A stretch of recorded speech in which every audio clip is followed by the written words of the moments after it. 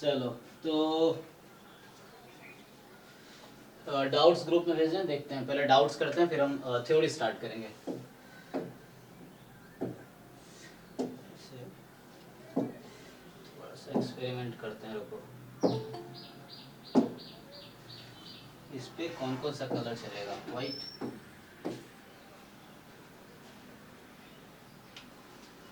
ये बहुत ज़्यादा डार्क हो गया, नहीं दिखेगा? ये दिख रहा है मतलब? दिख रहा है सर। तो ओके है ये थोड़ा लाइट कर दे, ये ठीक रहेगा। चलो बस रिफ्लेक्शन ही आना चाहिए, ये है, ये ठीक है, इस पे दिखेगा। ओके तो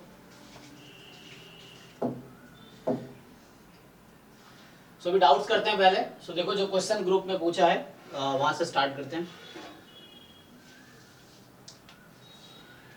हाँ जी मुस्कान, कौन से क्वेश्चन में डाउट है? दोनों में? अच्छा ओके। सो 41 कह रहा है तुमसे कि x follows binomial distribution with parameter np, है ना? सो जो 41 है, x बाइनोमियल np है आपके पास, और ठीक है x is binomial n, p।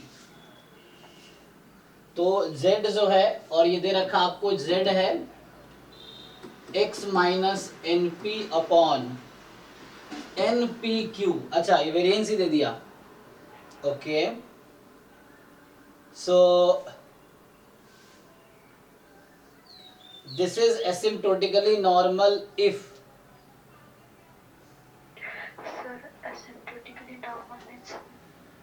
हाँ कहीं भी ये वर्ड लिखा रहेगा एसिम्प्टोटिकली, इसका मतलब होता है एसिम्प्टोटिकली। पहले आप लोग बताओ इस वर्ड का मीनिंग, कोई बताओ मुझे,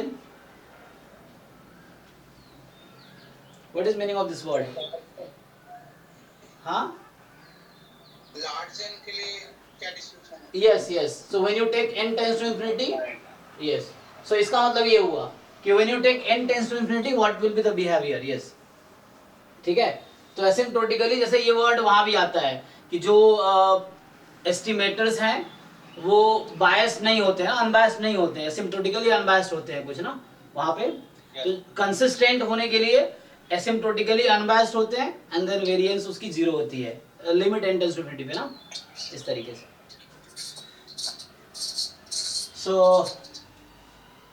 ओके ठीक है ना। अब इसकी क्वांटिटी बोल रहा है क्या होगी, तो एक्चुअली हमने सेंट्रल लिमिट थ्योरम में तो क्या पढ़ा है, डिनोमिनेटर में क्या होना चाहिए था? Standard deviation. यस स्टैंडर्ड मतलब इसका रूट होना चाहिए था, रूट अंडर एनपी क्यू। यहां तो रूट दिया नहीं, देखते हैं ऑप्शंस क्या है। पहला ऑप्शन है, मतलब बोल रहा है ये क्वांटिटी स्टैंडर्ड नॉर्मल कब होगी। सो पहला ऑप्शन है n is large and neither p nor q is close to 1, close to 1, okay, n is large and neither p nor q is close to 0, n is small and neither p nor q close to 0, n is small neither p nor q close to 1।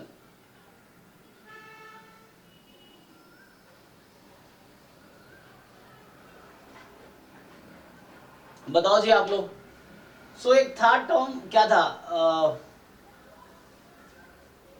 Approximate, दो concept ना, एक central limit theorem है और एक क्या है, आप normal approximation to binomial, एक ये कॉन्सेप्ट है ना।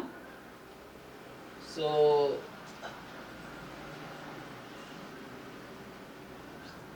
बताओ इसके बारे में क्या बोल सकते हो?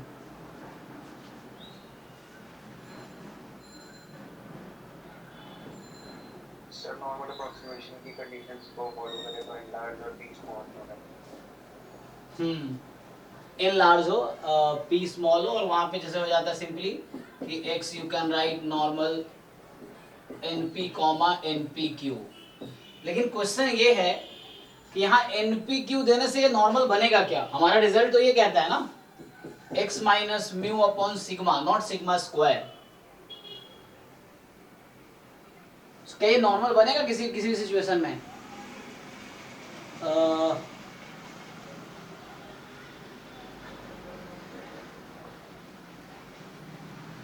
ऐसे आया तो किसी एग्जाम का ही है, बट मुझे क्यों लग रहा है इसमें थोड़ा सा या तो टाइपिंग में मिस्टेक हो गया है, रूट होना चाहिए था।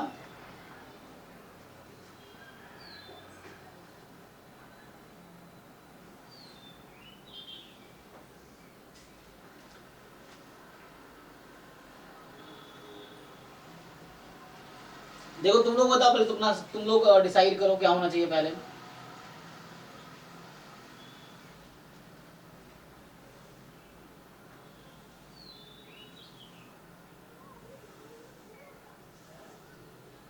ये क्या MSQ है, मल्टीपल सेलेक्ट है, सिंगल करेक्ट है ये? इसका आंसर की है तुम्हारे पास जिसका डाउट है? अच्छा आंसर भी नहीं है तो एक्स बाइनोमियल, मुझे लगा या तो इसने क्वेश्चन में गलती किया है। होना क्या चाहिए था, ये रूट अंडर एन होता और एन लार्ज है, पी पे कोई कंडीशन नहीं है। सेंट्रल लिमिट थ्योरम में जस्ट रेस्ट्रिक्शन क्या है कि एन लार्ज होगी, है ना, और यहाँ पी हालांकि स्मॉल होना चाहिए क्योंकि एनपी भी कोई कांस्टेंट होना चाहिए ना। सो एनपी शुड बी म्यू उस केस में। अरे देखो सेंट्रल लिमिट थ्योरम क्या कहता है, कोई भी डिस्ट्रीब्यूशन, लेकिन वहां पे सेंट्रल लिमिट थ्योरम में एन तो क्या होता है, सैंपल साइज होता है ना, तो यहाँ सेंट्रल लिमिट थ्योरम लगा ही नहीं सकते। ये एन तो यहाँ पे वो है, एन क्या है, पैरामीटर है। जो तुम सेंट्रल लिमिट थ्योरम का स्टेटमेंट पढ़ते हो तो उसमें क्या होता है, वो तो हमारे पास एक सैंपल है साइज एन की, तो वहां सैंपल साइज वेरी लार्ज है, यहाँ सैंपल साइज की बात ही नहीं किया इसने। ये तो सिंपल एक अप्रोक्सीमेशन है एक्चुअली। ये क्या है, नॉर्मल अप्रोक्सीमेशन टू बाइनोमियल, ये उस टॉपिक का क्वेश्चन है एक्चुअली, ठीक है। सेंट्रल लिमिट थ्योरम नहीं लगेगा, वो गलत, क्योंकि एन से ना ऐसा लगता है सैंपल साइज, यहाँ एन सैंपल साइज नहीं है। सेंट्रल लिमिट थ्योरम में एन सैंपल साइज होती है जो लार्ज होनी चाहिए, तो यहाँ सेंट्रल लिमिट थ्योरम इसमें लगना नहीं है पहली बात। तो इसमें जो यूज होगा वो होगा बाइनोमियल अप्रोक्सीमेशन, तो जो है नॉर्मल अप्रोक्सीमेशन टू बाइनोमियल, कि बाइनोमियल को आप अप्रोक्सीमेट कर रहे हो नॉर्मल में, तो उस केस में ये x कन्वर्ट हो जाएगी इसमें। तो उसके लिए रेस्ट्रिक्शन क्या था कि n is large and p is small. हाँ जैसे वो बता रहा था, n is large and p is small, ये रेस्ट्रिक्शन होता है।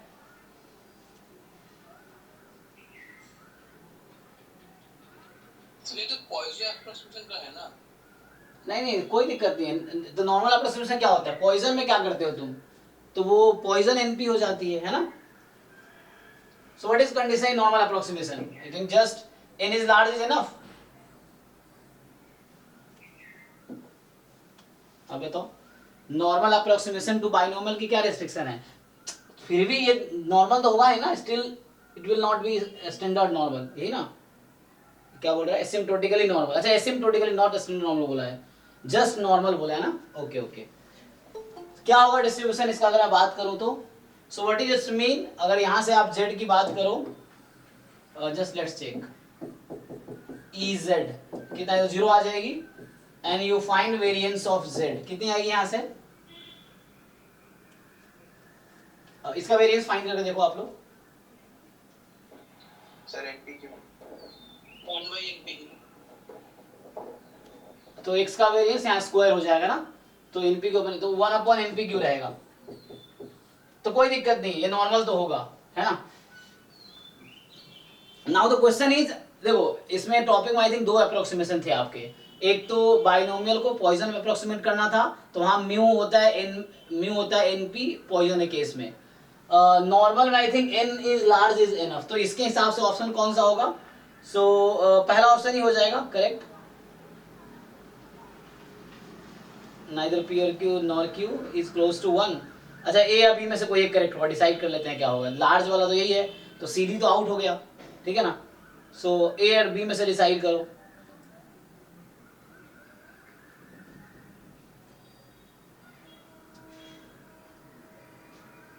So PQ are not close to 1, means what, PQ should be near to half, है ना, जितना हाफ के क्लोज होगा उतना ठीक है।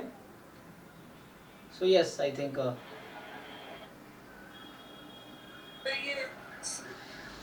सर ये इसमें लिखा हुआ this method can be useful where sample size is large and probability of success is not too close to 0 and 1।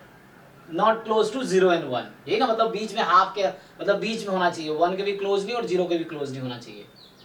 तो उसके हिसाब से जो आप स्टेटमेंट पढ़ रहे हो ना, so N is P is a small Poisson approximation में होता है ना. सो यहाँ पे आपके पास क्या आंसर होना चाहिए फिर? एन इज लास्ट, तो दो में है. सर ए एंड बी दोनों ही. लेकिन ये MSQ है, क्वेश्चन ये है कि MSQ है क्या, तो उस पर डिपेंड करेगा. ठीक है. सो ओके, मतलब ये जो पॉइजन अप्रोक्सीमेशन जो हम करते हैं उसमें करते हैं n large p small sufficiently small होना चाहिए ताकि n p should convert to number. Normal में क्या है कि जस्ट एन लार्ज होना चाहिए और पी की वैल्यू 0 या 1 के बहुत क्लोज नहीं होने चाहिए, यही ना. सो ठीक है, आई थिंक तो this is okay. I think a and b हो जाएगा, फिर दोनों हो जाएगा फिर. तो 42 भी डाउट है. सो 42 में क्या कह रहा है? X be a Poisson random variable with parameter lambda. सो अब यहाँ इसमें क्या कर रहा है? इसमें एक्चुअली आप कन्वर्ट कर रहे हो पॉइजन को नॉर्मल में. तो ये हो गया Poisson approximation, normal approximation to Poisson जो भी 42 वाला है. So lambda tends to infinity. अच्छा, मतलब लैम्डा लार्ज है. सो क्या होगा? x minus mu upon this, asymptotically normal है, x minus root mu upon this. So ये तो इजी दिख रहा है, तो इसमें क्या दिक्कत है? कौन सा सी करेक्ट होगा? ऐसे तो यस सर सी होगा, वो स्टैंडर्ड नॉर्मल. ए भी तो होगा. ए भी हो जाएगा. वैसे तो ऊपर वाले लॉजिक से ए भी हो जाएगा क्योंकि हमें स्टैंडर्ड नॉर्मल नहीं लिखा ना कहीं पे. स्टैंडर्ड नॉर्मल नहीं लिखा है. अगर स्टैंडर्ड नॉर्मल लिखा होता तो फिर सी ही होता, ए नहीं होता. क्योंकि आप अगर ए ऑप्शन में मीन फाइंड करेंगे तो वो भी आपके, मान लो मैं जेड ही बोल देता हूँ तत्काल. ए ऑप्शन में अगर आप फाइंड करो, जेड बोल देता हूँ उस क्वांटिटी को, तो मीन 0 ही आएगी. और वेरिएंस इसका अगर फाइंड करोगे तो फिर से 1 बाई कितना लैम्डा रहेगी. फिर सी ऑप्शन में आप अगर फाइंड करोगे एक्सपेक्टेशन तो 0 रहेगी और वेरिएंस 1 रहेगी, है ना. बी ट्रू नहीं होगा क्योंकि नॉर्मल. अच्छा, सो अगर आप बी में बात करो तो क्या होगा?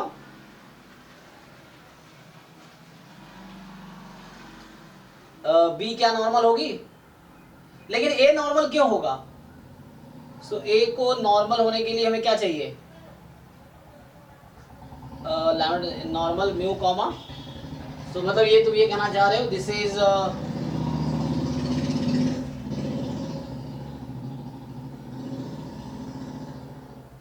ठीक है ना. इसमें एक टॉपिक पढ़ लेना. ये था actually normal approximation to binomial पे, और ये था नॉर्मल अप्रोक्सीमेशन टू पॉइजन पे. ये दोनों टॉपिक पढ़ लेना एक बारी. सो यहाँ पे डिसाइड ये करना, इसमें तो कोई दिक्कत नहीं है. सी ऑब्वियसली ट्रू. अब ए की बात करनी है हमें, है ना, जैसे वहां पे था. सो यहाँ मीन सब्ट्रैक्ट हुआ एंड डिनोमिनेटर में इन्होंने फिर से वेरिएंस ही ले लिया है. सो दिस इज एसिम्प्टोटिकली नॉर्मल. चलिए, एसिम्प्टोटिकली लिखने का मतलब ये होता है कि सैंपल साइज उस तरह लार्ज है. यहाँ पे एसिम्प्टोटिकली मतलब क्या है? क्वेश्चन कुछ भी बना देते हैं लोग ना इस तरह से. सर ये वेरिएंस ले सकते हैं नीचे या फिर स्टैंडर्ड वेरिएंस को स्टैंडर्ड डेविएशन लेना. नहीं, एक्चुअली स्टैंडर्ड नॉर्मल में कन्वर्ट होने के लिए स्टैंडर्ड डेविएशन ही लेना पड़ेगा. अदरवाइज ये है कि एक्चुअली क्या होता है कि जो क्वांटिटी होगी ये हालांकि होता है कि आपका अगर बाइनोमियल है तो ऐसा हो जाएगा, और अगर पॉइजन भी है तो जैसे अगर पॉइजन भी है, एक्स मान लो आपका है पॉइसन लैम्डा, और लैम्डा इज वेरी लार्ज, है ना. सो उस केस में x will be normal lambda comma कितना हो जाएगा? लैम्डा. सो ये रहेगा. सो ये हो जाएगा एक्चुअली. यहाँ पे इस तरह से है. और अगर ये क्वांटिटी है तो उसके हिसाब से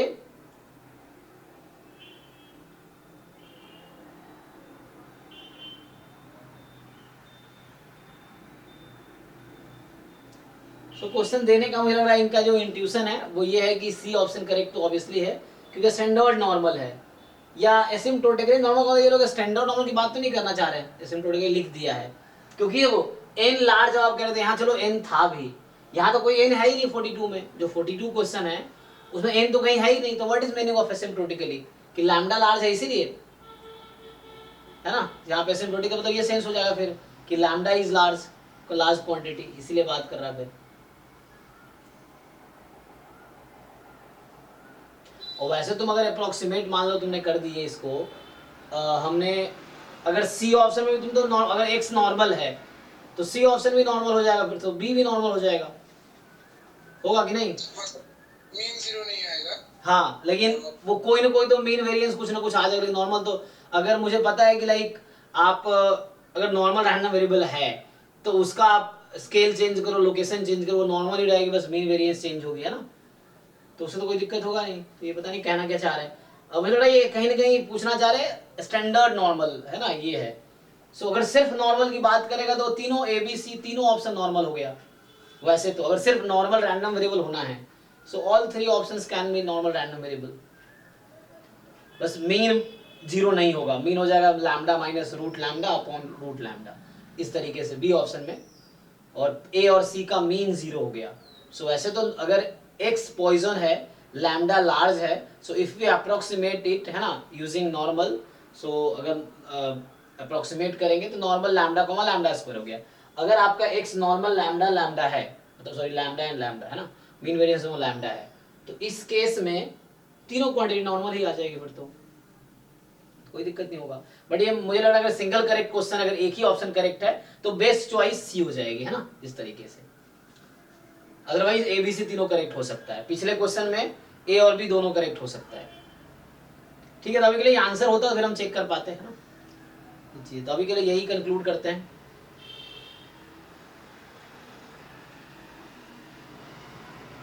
ओके, और कोई डाउट है किसी को?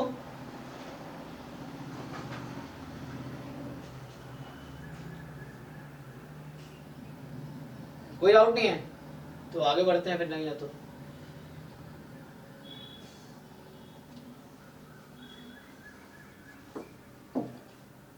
चलो। तो हम लोगों ने अभी तक क्या क्या डिस्कस कर लिया है टॉपिक में?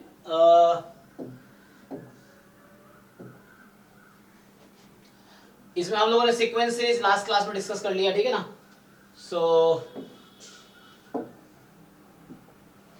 हमने ये टॉपिक डिस्कस किया था लास्ट क्लास में, फिर अभी ये दोनों बाकी है, आज ये डिस्कस कर लेते हैं, और बाकी हम डिस्कस कर चुके हैं, बाकी 5 से लेके नीचे सारा डिस्कस कर चुके हैं। सो अभी हम लोग ये वाला डिस्कस कर लेते हैं आज, ये टॉपिक, ठीक है। हालांकि बहुत इजी है ऐसे तो, ठीक है। सो यहाँ से क्या क्या पढ़ना है कि रैंक क्या होती है, इनवर्स क्या है, सिस्टम ऑफ लीनियर इक्वेशंस, फिर linear transformations, then eigen value, eigenvector, है ना, Cayley Hamilton theorem, symmetric, skew symmetric. So हालांकि आप लोगों ने फिर से वगैरह पढ़ रखा है, बस एक बार हम लोग रिवाइज कर लेते हैं कि टॉपिक्स होते क्या हैं, और एक एक क्वेश्चंस कर लेंगे। और मेन है कि इस पे बेस्ड लास्ट ईयर में क्या क्या क्वेश्चंस आए वो आप देखो कैसा है, या तो पहले हम क्वेश्चन एक बार देख लेते ताकि पता चले पूछा क्या है उन्होंने। सो एक बार देखो, तब उसके अकॉर्डिंग थ्योरी फिर डिस्कस करेंगे। तो देखते हैं पूछा क्या लास्ट ईयर, किस लेवल के क्वेश्चन पूछे हैं आपसे वो।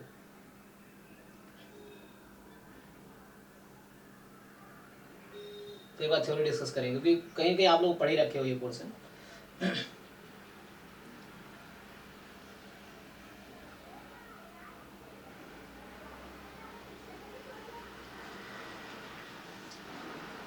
देखो लीनियर क्वेश्चन नंबर कौन सा है, आप लोग पेपर ओपन करो और देखो कौन सा क्वेश्चन है इस टॉपिक से, मैट्रिसेस वाले टॉपिक से। सो एक बार देख लेते हैं क्वेश्चंस कैसे हैं, फिर हम बात करेंगे थ्योरीज की। चलो, तो मुझे जो दिख रहा है क्वेश्चन नंबर 35, ठीक है। सो क्वेश्चन नंबर आपके हैं 35, पिछले साल के 2022 वाले जो सीयूईटी के पेपर हैं, 35 नंबर क्वेश्चन, 36, ये दो क्वेश्चन दिखे मुझे मैट्रिक्स के। और है क्या, देखो 35 36 का डिस्कस कर लेते हैं क्या कह रहा है।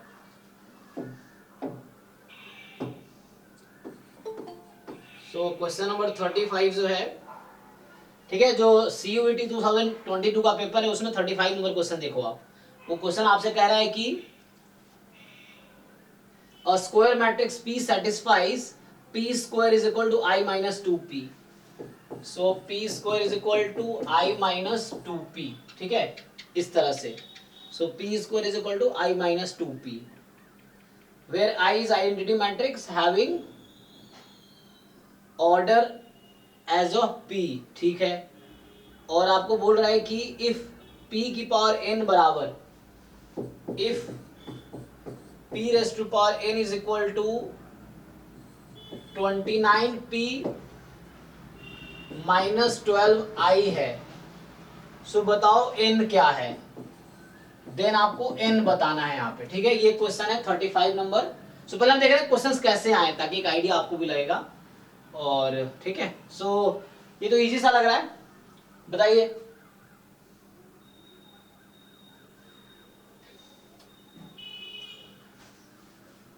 हमें 20 है ना, यहाँ पे क्या है 29 सर ये p को 12 के साथ एसोसिएट करके फिर उसकी p वैल्यू रख देंगे, ऐसे सॉल्व करते जाएंगे इसको। हाँ, तो आपको 12i तक पहुंचना है। सो यहाँ से p square plus 2p is equal to i है ना। सो यहाँ से तुम लिख सकते हो या तुम एक काम करो, एसोसिएट क्या है, जैसे मान लो एक काम करते हैं, किसी को आइडिया है क्या ये? नो सर, 29 को अपन लिख सकते हैं 12 into 2p minus i plus 5p, फिर इसको आगे प्रोसीड करेंगे।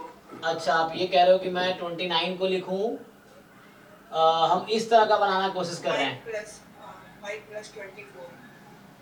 सो 5p plus 24p minus 12i, so p की power n is equal to 5p।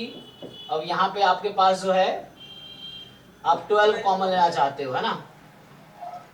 तो अगर आपने 12 कॉमन ले लिया तो बचा कितना 2p minus i, तो यहाँ से माइनस p स्क्वायर आ गया ऊपर से, ये अगर यूज करना चाहो तो। Yes sir. तो यहाँ से अब ये आया कि p की power n is equal to minus 12p square plus 5p, p inverse से मल्टीप्लाई कर दो, इनवर्टिबल है।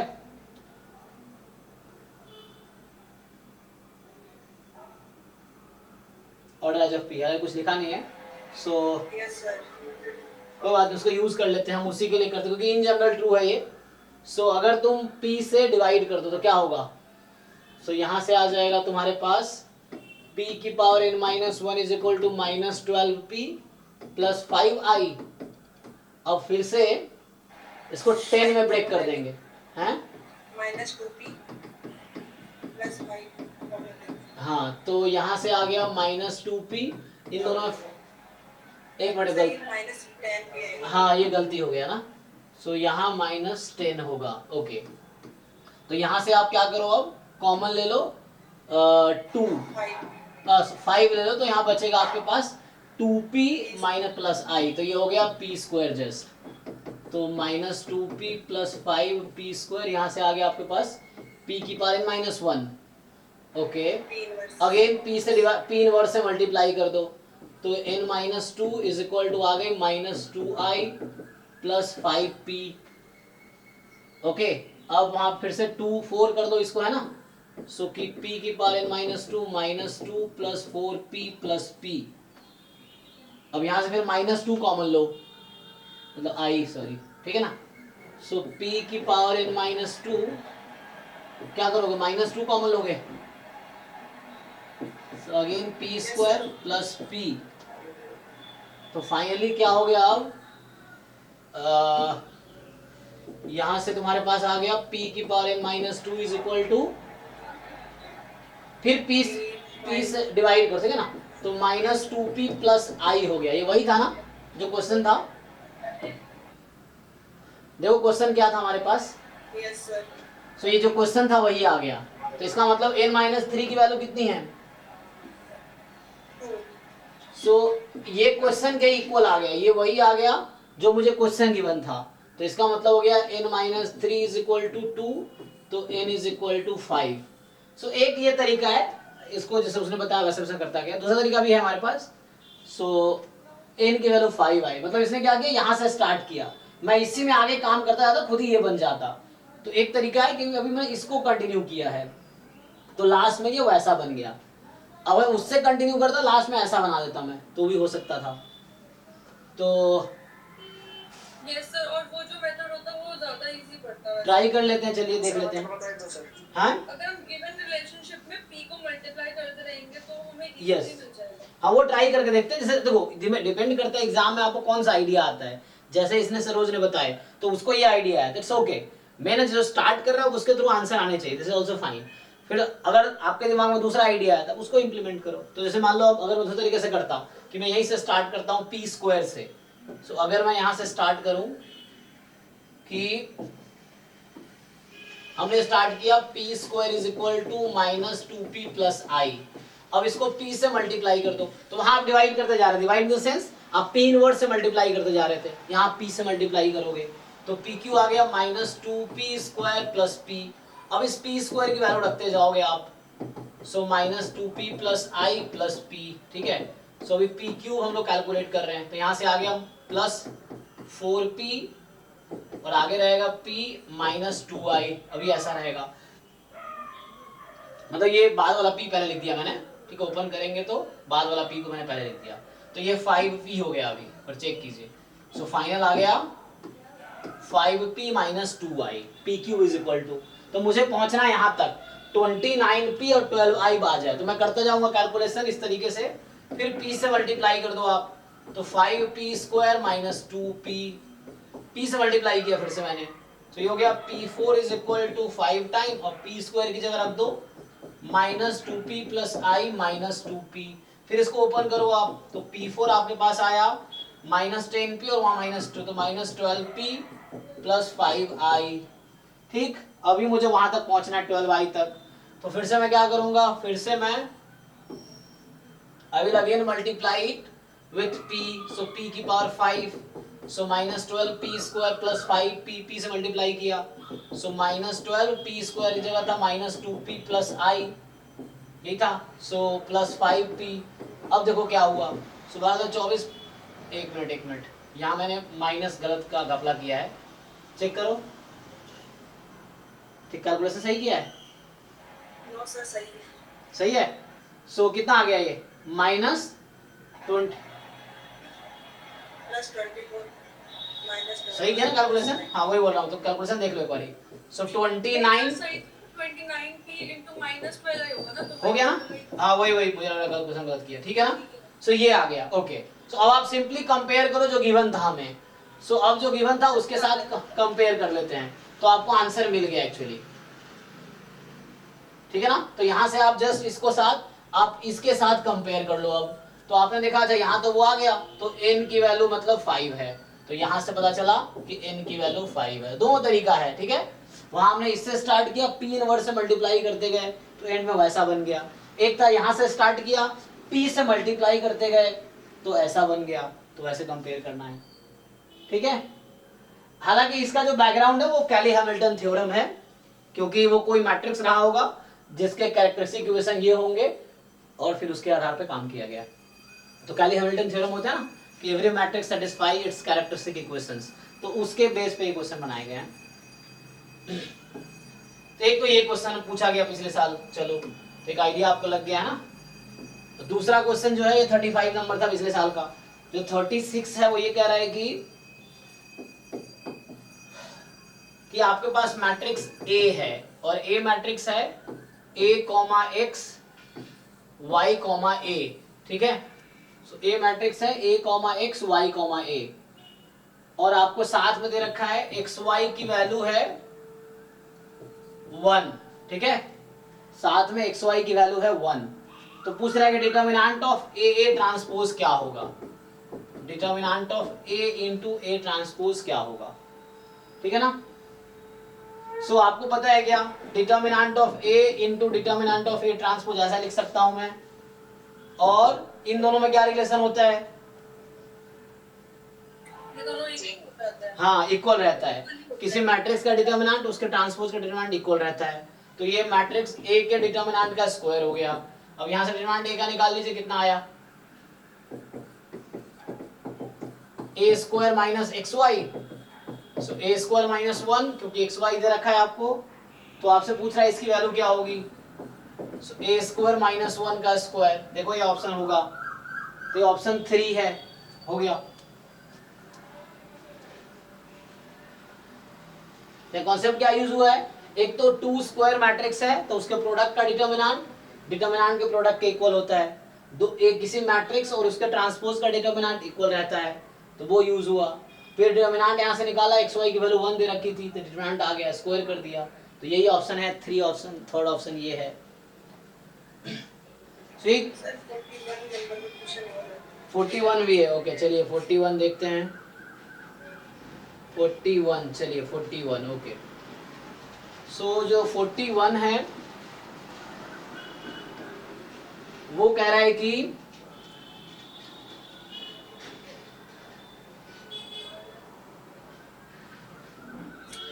If A is skew symmetric matrix of odd order determinant 0, ये सब क्लास 12th में ही कॉन्सेप्ट है। पहला स्टेटमेंट कह रहा है कि स्क्यू सिमेट्रिक ऑड ऑर्डर का डिटरमिनेंट 0 होगा, यस ठीक है।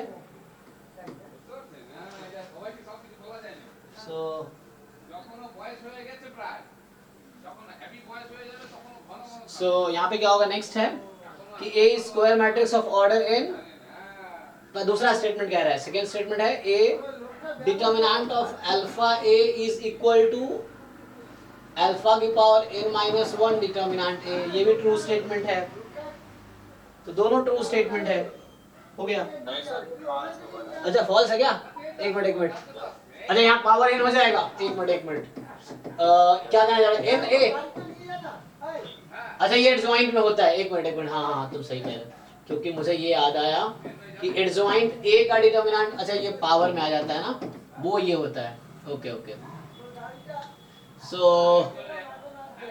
अल्फा इंटू A का जो डिटर्मिनेंट होगा ये अल्फा की पावर इन डिटर्मिनेंट है, फाइन ये सही है ना, ये गलत है, ओके। सो ठीक है ना, मतलब ये हो गया कि पहला स्टेटमेंट ट्रू है आपका, दूसरा गलत है, ठीक है। पर चेक कर लो कहीं गलती ना करूँ, है ना।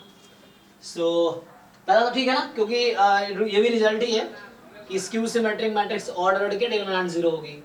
और दूसरा ये है कि जस्ट अल्फा कोई कांस्टेंट है, सो अल्फा इंटू A का डिटर्मिनेंट अल्फा के बाद n-1 नहीं, n होती है, क्योंकि वो हर रो से एक कॉमन आ जाता है ना। हाँ, हर रो से एक कॉमन निकाल लो तो जितने रो हैं या जितने कॉलम है उतने पावर में आ गए, और ये यहाँ पे होता है तो मेरे को याद आ रहा था। सो इस तरीके से है, ओके। तो मतलब मुश्किल नहीं है, क्वेश्चंस तो इतने मुश्किल से आए नहीं है ना। 42 भी है, देखो 42 है तुम्हारा सिस्टम पे। सो 42 जो कह रहा है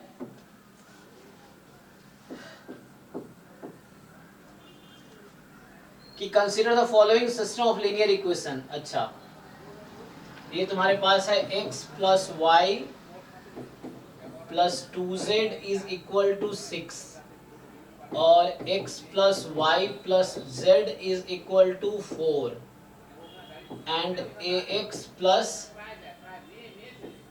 2y plus 4z is equal to 12। तो पूछ रहा था एवब system of equation has more than one solution, मतलब इनफाइनाइट सॉल्यूशन, तो ए क्या होगा। तो क्या तुम लोग कंडीशन होगा सर इसमें, सर फर्स्ट और लास्ट टर्म को, लास्ट वाली इक्वेशन को कंपेयर करके। अच्छा वैसे कंपेयर कर रहे हो, ओके। सो डबल हो गया, मतलब ये कहना चाह रहे हो कि इसका जस्ट रेशियो ले लो, है। सो या 2 या 3। सो फर्स्ट थर्ड का रेशियो लोगे तो ये है कि यहाँ पे 1/a 1/2 1/4 6/12। कहना मतलब ये कोइंसिडेंट हो जाएंगे तो इनफाइनाइट सॉल्यूशन ऐसे ही हो जाएगा, क्योंकि 3 अननोन है, सो 2 ही इक्वेशन बन जाएंगी। अच्छा तो यहाँ से आप ये कहना चाह रहे हो कि सो a की वैल्यू जस्ट आ जाएगी 2। अच्छा ओके, ये भी ठीक ऑब्जर्वेशन है। अदरवाइज अगर आप रैंक से जा सकते थे ना, तो वो भी सोच सकते हो आप।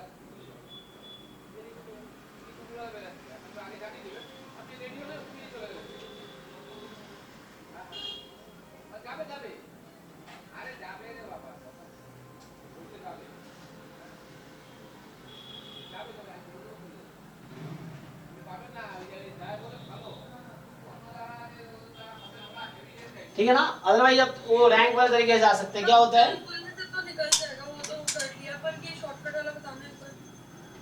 हाँ इसमें ये बताया कि इसके पास मोर देन वन सॉल्यूशन है एक्चुअली, मतलब इट हैज इनफाइनाइट सॉल्यूशन। जैसे 3 अननोन है तो मतलब रैंक उनसे कम है ना, less than. Rank of a b is equal to rank of a is less than 3, yes. हाँ तो उससे भी कर सकते हैं आप, बट यहाँ इन्होंने ये ऑब्जर्व किया जस्ट कि किसी सिस्टम ऑफ इक्वेशन में इनफाइनाइट सॉल्यूशन कब आते हैं, जब उनमें से क्या होगा, they are not linearly independent ना, कोई दो होगा जो एक दूसरे के प्रोपोर्शनल होगा. सो यू कैन जनरेट और you can write one equation as the linear combination of other two, ऐसा समझ लो. तो इसको डायरेक्टली दिख गया यहाँ पे कि ये जो है प्रोपोर्शनल है एक्चुअली. 6 2 12, 2 2 4, यहाँ 1 2 2, तो यहाँ x के साथ 1 है तो यहाँ a को 2 हो जाएगा अगर a, तो दोनों प्रोपोर्शनल हो जाएंगे. फर्स्ट और थर्ड इक्वेशन अगर प्रोपोर्शनल हो गई तो कोइंसिडेंट लाइन हो गई, और कोइंसिडेंट लाइन हो गई तो फिर उसके बाद है ना उस तरीके के.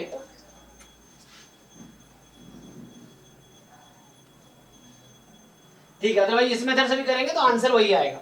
अगर आप इसको यूज करेंगे तो भी आंसर वही आएगा.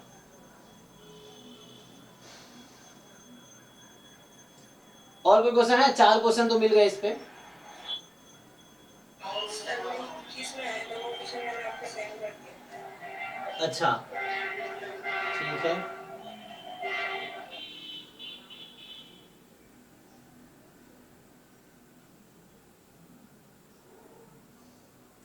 दो 2021 में क्या आया था, तो ये सब तो क्लास 11 12 का एक बार मैट्रिक्स डिटरमिनेंट चैप्टर पढ़ लोगे ना तो बेसिक तो वहां से क्लियर हो जाएंगे. जो ये पूछे जा रहे हैं जनरली, जो पिछला जो 2 क्वेश्चन थे, क्योंकि मुझे वही याद था, तो वो जो पावर अल्फा ए वाला है तो उसमें 11 12 में भी है, वो सब बेसिक है. हालांकि अपर लेवल पे आप करोगे तो वो सब आएगा ही. सो कह रहे हैं b is a non singular matrix, a is a square matrix such that b inverse A b exist, then determinant of B inverse A B. तो इजी है फिर से. तो यहाँ क्या प्रॉपर्टी यूज होगा, आपसे पूछ रहा है कि determinant of B inverse A B. तो मैंने कहा अगर स्क्वायर मैट्रिसेस हैं तो यू कैन जस्ट इसको ब्रेक कर सकते हो, और ये 1 upon determinant B, determinant A, determinant B. इसमें बी बोला था ना, क्या है, बी नॉन सिंगुलर है, ए स्क्वायर है. ओके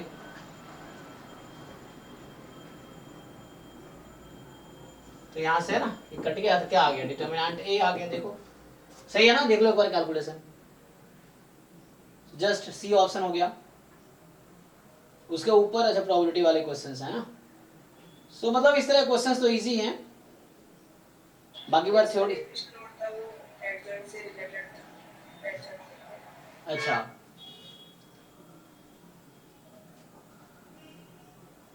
हाँ, तो क्वेश्चन अगर वैसा हो तो भेज सकते हो. एक बार थ्योरी रिवाइज कर लेते हैं जस्ट हम लोग. सो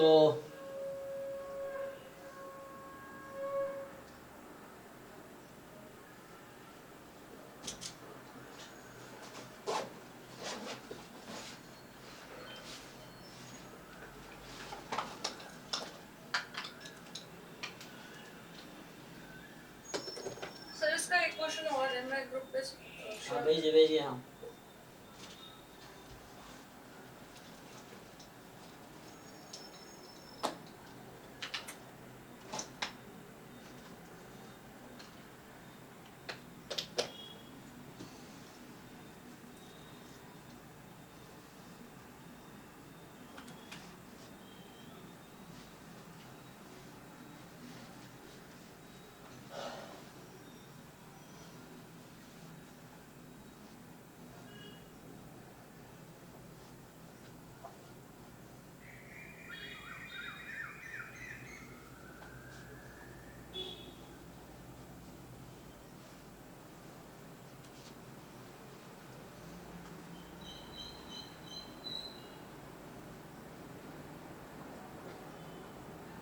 सो ये क्या कह रहा है कि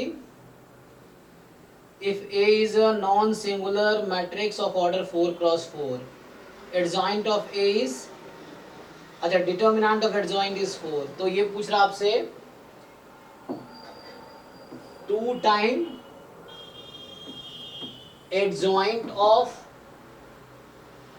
3A, 2 time adjoint of 3A का डिटर्मिनेंट. ठीक है, इंफॉर्मेशन ये है आपके पास कि A नॉन सिंगुलर है और एडजॉइंट A का डिटर्मिनेंट आपके पास 4 है. ओके सो बताओ भाई, एक तो एडजॉइंट A मैट्रिक्स जो होगा वो भी 4 क्रॉस 4 का ही होगा फिर तो. सो देखो सिंपली पहले क्या करते हैं, पहले 2 को बाहर निकालते हैं। 2 को बाहर निकालेंगे क्या होगा, कोई बताओ? 2 की पावर कितनी होगी? 4। ये डिटर्मिनेंट की प्रॉपर्टी है कि ये जिस भी ऑर्डर का मैट्रिक्स है वो ऑर्डर, वो पिछला क्वेश्चन में था जिसमें मैं गलती कर रहा था, है ना, alpha A is equal determinant is equal to alpha की power n determinant A. So ये हो गया। अब 2 की पावर 4 एडजॉइंट ए का मैं फॉर्मूला लिखा ही था ना। सो हमने देखा था कि एडजॉइंट ए का जो डिटर्मिनेंट होता है, दिस इज ए के डिटर्मिनेंट का पावर n-1 होता है। ये एक फॉर्मूला है, अगेन आइडेंटिटी है। सो एडजॉइंट 3 क्या लिखो, एडजॉइंट 3a क्या होगा? 3a के डिटर पावर क्या कितना? 3 n-1, क्योंकि 3 क्रॉस 3 का ही रहेगा ये भी, सॉरी मतलब n तो 4 ही है, 4 क्रॉस 4 का है, तो एडजॉइंट a भी 4 क्रॉस 4 का है, एडजॉइंट 3a भी 4 क्रॉस 4 का, 3a मैट्रिक्स भी 4 क्रॉस 4 का है, तो ओके है। अब फिर से 2 की पावर 4। अब पहले तो देखो, पहले तो तुम इस 3 को बाहर निकालो। सो यहाँ पे क्या है मैं ऐसे लिख देता हूँ, ठीक है ना। सो पहले इस 3 को बाहर निकालोगे, 3 की पावर कितनी आएगी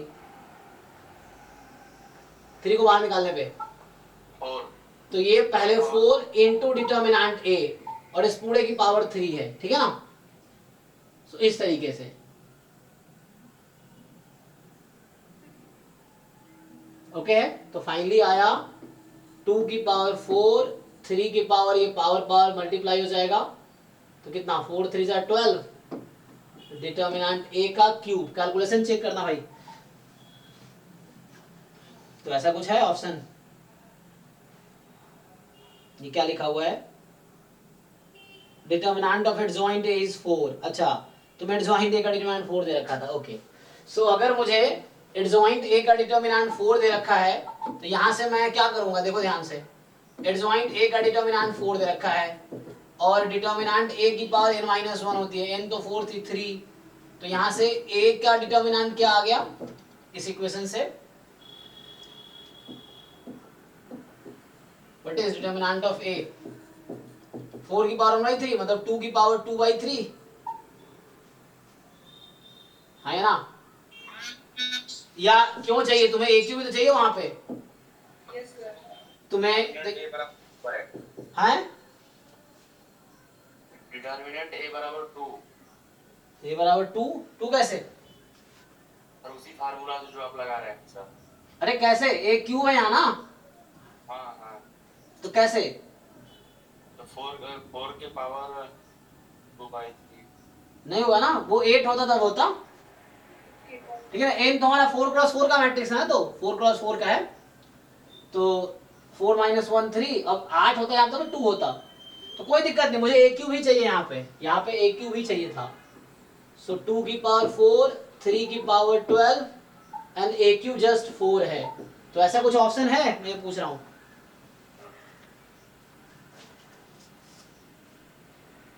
मतलब पहला ऑप्शन तो आना चाहिए। अच्छा, ये रूट क्या कर रखा है, मैं उस तरह बना देता हूँ। देखो इसने पावर 12 बना रखा है ना, चलो। सो ये 2 का स्क्वायर है ना, तो ये 2 का स्क्वायर है, 2 की पावर 4 है, कितना हो गया? 2 की पावर कितना? 6, तो रूट 2 की पावर कितना? 12, तो रूट 2 इंटू 3 पूरे की पावर 12, ये हो गया, ठीक, मतलब 3 रूट 2 की पावर 12 हो गया।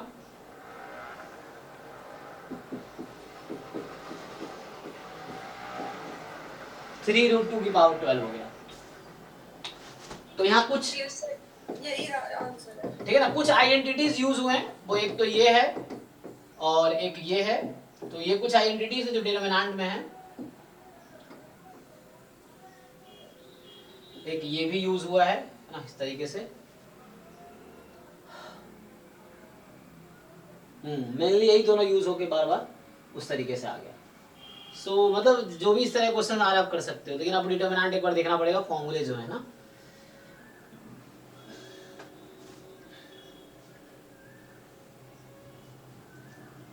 सर ये जो प्रॉपर्टी हमने लगाई है, जी, पहले तो हमने ये लगाई है जो 2 एडजॉइंट इनटू 3a है, फर्स्ट वाली लगाई हमने अल्फा। ये कोई मैट्रिक्स बी है, मान लो दिस इज मैट्रिक्स बी, तो 2b मैट्रिक्स का डिटरमिनेंट में 2 को बाहर निकालना है आपको, क्या करोगे आप?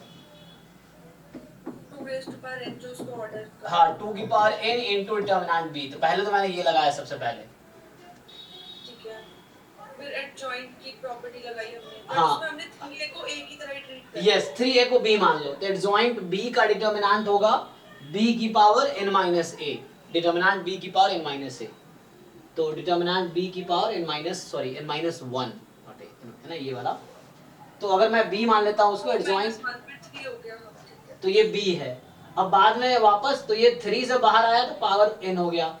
अब ये उस फिर से अल्फा वाली प्रॉपर्टी लगा दी हमने। यस फिर से ये अल्फा वाली प्रॉपर्टी अल्फा लगा वाली।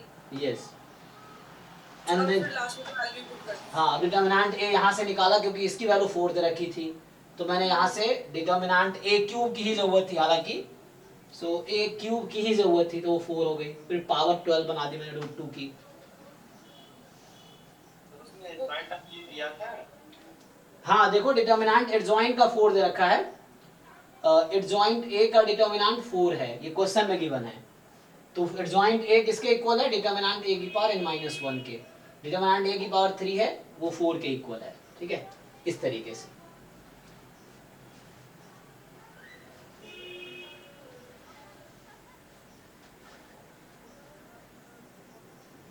और किसी को कोई डाउट हो किसी भी सब्जेक्ट से रिलेटेड, मतलब जो भी सिलेबस में किसी भी टॉपिक का चलेगा, कोई दिक्कत नहीं है। डाउट आपको जो सिलेबस सीयूईटी का है उसमें कोई भी टॉपिक से रिलेटेड हो, जो मैंने पढ़ाया हो नहीं पढ़ाया हो, डाउट डिस्कस कर सकते हैं।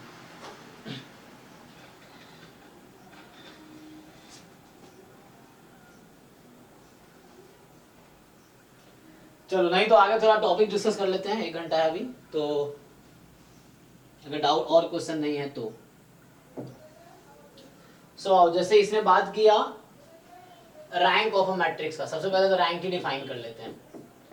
रैंक से पहले जस्ट मैट्रिक्स, अगर तुम, हालांकि मैट्रिक्स आपको पता ही है, अगर मैट्रिक्स को डिफाइन करें, आप लोग कैसे डिफाइन करते हो मैट्रिक्स को, how to define matrix?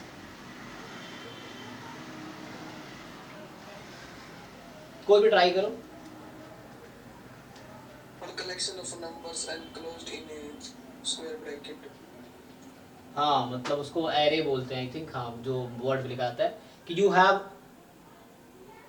you have ordered collection of numbers mn numbers into m rows and n columns.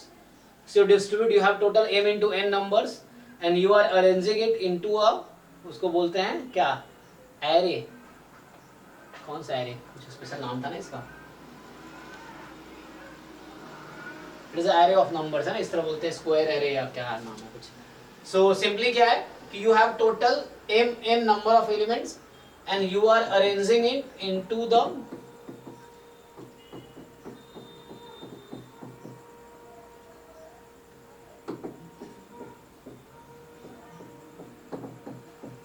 ठीक है, ये समझ आ रहा होगा नोटेशन आपको। So I am saying A is a matrix, so A is a just arrangement of total mn numbers into m rows and n columns, है ना। So first row, second row, mth row, first column, second column, nth column. So you have n number of columns and m number of rows. So you have total mn numbers, you have arranged it to this rectangular array. हाँ याद आया। So matrix is a arrangement of mn numbers into m rows and n columns in a rectangular array. So इस तरह का मैं अपने word में बोल रहा हूँ, बुक में थोड़े यही चीजें दूसरे वर्ड्स में लिखी हो सकती हैं कि जस्ट कलेक्शन या जस्ट अरेंजमेंट है mn नंबर्स का m rows into n columns and you write it into, sir इसको 2 डायमेंशनल एरे भी बोल सकते हैं। हाँ yes yes yes, so rectangular array, 2 dimensional array. So simply एक नोटेशन हो गया, शॉर्ट में इसको आप ऐसा लिखते हो कि aij m क्रॉस n, क्योंकि यहाँ m क्रॉस n जहाँ पे i की वैल्यू 1 से लेके n तक होगी और j की वैल्यू 1 से लेके n तक होगी, i j नेचुरल नंबर्स हैं, इस तरीके से आप लिख सकते हो। सो ये तो हो गया मैट्रिक्स क्या होता है। अब हमें बात कर रहे हैं मैट्रिक्स के रैंक के बारे में। सो आप चूंकि इस लेवल पे आ चुके हो तो हर कॉलम एक वेक्टर है, ये वेक्टर है इस तरह से। सो आप देखोगे इसी को ऐसा भी लिखा मिलेगा आपको, लोग ऐसा लिखेंगे v1 v2 और ये vn। सो यही मैट्रिक्स A ही है। तुमने एक कॉलम को एक वेक्टर बोला, दूसरे कॉलम दूसरा वेक्टर है, रो को वेक्टर ले सकते हो, नो प्रॉब्लम। सो अभी मैंने जो वेक्टर लिया है वो v1 वेक्टर m डायमेंशनल, इसका डायमेंशन m है ना, इसमें m नंबर ऑफ कंपोनेंट्स। सो इस तरह से भी लिख सकते हो आप सो ये आपके पास एक हर कॉलम जो एक वेक्टर हो गया। सो रैंक कैसे डिफाइन करते हो आप, या इसका टर्म डिफाइन कर सकते हो, how do you define rank of a matrix. कल भी बात पूछा था हमने, रैंक ऑफ ए कैसे डिफाइन करोगे, क्वेश्चन ये हाउ डू डिफाइन रैंक। ठीक है, क्वेश्चन ये है कि how do we define rank. Number of linearly independent columns. हाँ, सो एक तरीका ये है, कई सारे तरीके हैं। तो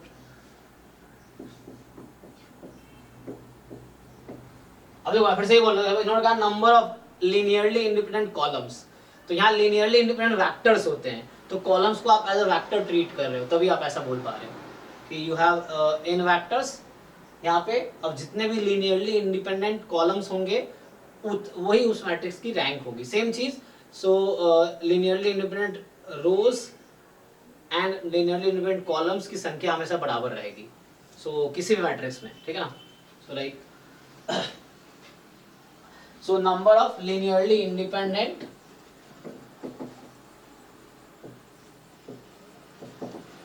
rows और columns है ना, और number of linearly independent columns, वही बात है।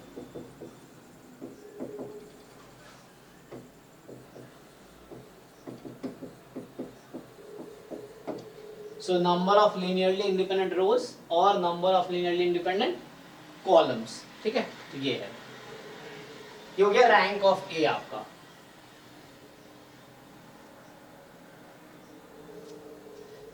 दूसरा तरीका भी है, आप माइनर के टर्म में डिफाइन कर सकते हैं। माइनर्स क्या होता है, जैसे खुद मैट्रिक्स एक, हालांकि माइनर का फॉर्म हो, या माइनर क्या होता है कि उस रो उस कॉलम को छोड़ दो, किसी पर्टिकुलर एलिमेंट का डिफाइन कर रहे हो आप तो। सो चलो यही डेफिनेशन लेके चलते हैं। सो अगर जितने भी, ये भी तो हो सकता है ना कि non vanishing minors of the matrix, हाँ हाँ वही बोल रहा हूँ। Largest order of any non vanishing. हाँ, so the largest minor, yes, जिसकी वैल्यू नॉन जीरो हो, तो उसका जो डायमेंशन है वो रैंक होता है। वही दूसरा डेफिनेशन वो भी है, यस, ठीक है। कि आप एक, जैसे ये 2x2 का एक माइनर है, सो हालांकि पहले खुद का मैट्रिक्स का डिटर्मिनेंट चेक कर लो। अगर मैट्रिक्स का डिटर्मिनेंट नॉन जीरो है तो रैंक उसकी n होती है, आप लोग ये जानते होंगे सिंपली। अगर स्क्वायर मैट्रिक्स है तो बात कर रहा हूँ, ये तो इन जनरल डेफिनेशन है। सो स्क्वायर मैट्रिक्स के लिए क्या है कि जस्ट, अदरवाइज आपको वही फिर से रो रिड्यूस्ड इकोलॉन फॉर्म में लाना पड़ेगा, then you have to see linearly independent row और लीनियरली इंडिपेंडेंट कॉलम्स, है ना, रो रिड्यूस्ड इकोलॉन फॉर्म, सो उसमें लाना पड़ेगा। और सर अगर बाय इशेलॉन फॉर्म या नॉर्मल फॉर्म है तो नंबर ऑफ नॉन जीरो रोज भी, हाँ वही इंडिपेंडेंट हो जाती हैं जब आप टोटल रिड्यूस कर दिया आपने फाइनली। सो जो नॉन जीरो रो बचते हैं वही इंडिपेंडेंट है एक्चुअली, यस, वही बात है। तो नंबर ऑफ जो नॉन जीरो रोज और कॉलम्स हैं वो linearly independent rows and columns ही हैं एक्चुअली, ठीक है। दूसरा जैसे उन्होंने बताया कि जो माइनर है, तो हाईएस्ट ऑर्डर का जो माइनर होगा तो वो जो ऑर्डर है वही रैंक के इक्वल हो जाएगी उस मैट्रिक्स की, ठीक। वो भी तरीका है रैंक को डिफाइन करने का। फिर जैसे अब ये है कि मान लो अगर ए स्क्वायर मैट्रिक्स है, simple, if A is a square matrix, कुछ रिजल्ट ये है ना। सो पहला है कि अगर ऐसा हुआ, square matrix of order n ले लो, ऑफ ऑर्डर n। सो अगर डिटर्मिनेंट ए नॉन जीरो है तो आप क्या बोल सकते हो इसके बारे में, रैंक क्या है इसकी। हाँ, सो रैंक फुल रैंक मैट्रिक्स है ये ना, इस तरीके से है। सो और अगर है ना, जैसे इस तरह से होता है कि अगर मान लो rank if and only if है, हालांकि है ना ये if and only if both way true है, सो ये if and only if result इस तरीके से। और डिटर्मिनेंट अगर जीरो हो गया तो क्या कह सकते हो आप, ये भी इफ एंड ओनली इफ हो जाएगा कि रैंक ऑफ ए जो होगी वो लेस देन एन होगी, है ना, ये चीज है। सो जीरो है तो less than N, less than N तो जीरो होनी है, स्ट्रिक्टली लेस देन एन होगी।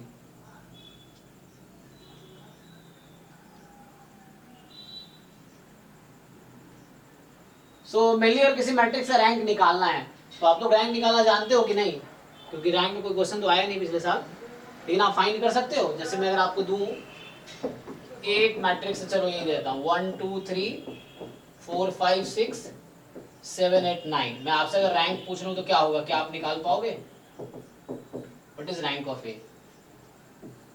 टाइम लगेगा थोड़ा। हाँ सर ये कैलकुलेशन करनी पड़ेगी तो टाइम लगेगा। टाइम लगेगा, ओके, करके देखो क्या टाइम लगेगा। कई सारे तरीके हैं। अगर तुम ए का डिटर्मिनेंट निकालोगे तो 0 आएगी, तो रैंक 3 तो हो नहीं सकता।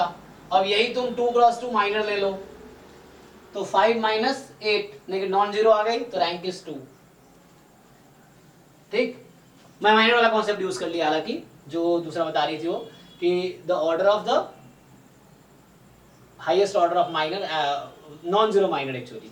सो माइनर एक नंबर एक्चुअली है ना, so you can see, so you take determinant. सो जैसे ये मैंने ले लिया एक 2 क्रॉस 2 का एक माइनर ले लिया मैंने,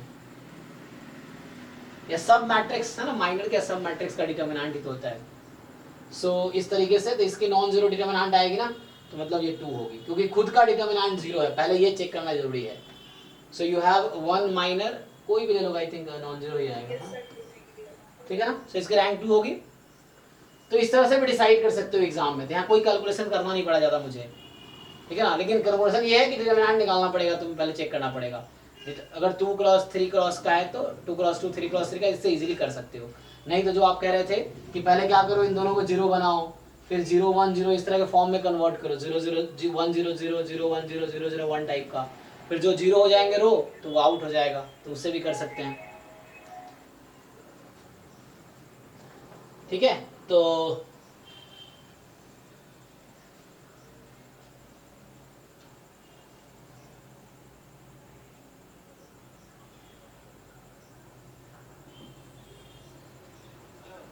रैंक तो चलो ठीक है, रैंक तुम फाइंड कर लोगे, मेन क्वेश्चन में रैंक फाइंड कर लोगे। Inverse, how do define inverse? So how do define inverse of a square matrix, क्योंकि इनवर्स स्क्वायर मैट्रिक्स का एग्जिस्ट करता है, तो inverse of a square matrix है ना अजस। अगर सर इनवर्स को किसी नंबर के उसी मैट्रिक्स से मल्टीप्लाई करेंगे तो आइडेंटिटी मैट्रिक्स आनी चाहिए, वही इनवर्स है। यस, सो ये भी कह सकते हो, डिवाइड कर सकते हैं कि रेशो के टाइप में adjoint of A divided by उसका डिटरमिनेंट मैट्रिक्स का। नहीं वो तो फॉर्मूला हो गया। तुम्हें डेफिनेशन होता है कि तुम वही, तुम सही बताया पहले कि मैं बोलूं कि लाइक कोई मैट्रिक्स ए है, इन्वर्टिबल है, मान लो ऐसा बोलता हूं कि मैट्रिक्स ए इज इन्वर्टिबल, ठीक है। मैं कब बोलूंगा मैट्रिक्स इन्वर्टिबल है? इफ डेफिनेशन ये है कि there exist another matrix B, actually square matrix A है, मैं लिखना चाहिए था कि एक स्क्वायर मैट्रिक्स ए है वो इन्वर्टिबल है, अगर मुझे कोई दूसरा स्क्वायर मैट्रिक्स बी मिलेगी इस तरीके से, सो इस तरीके से कि ए को आप बी से मल्टीप्लाई करो या बी को आप ए से मल्टीप्लाई करो, क्या आंसर आएगा? आई, ठीक है, इस तरीके से।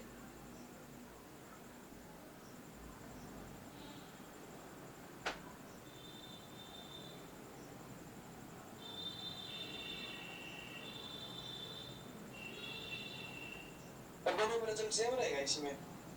हाँ, सो ए बी और बी एक वैसे इक्वल तो होते नहीं मैट्रिक्स में।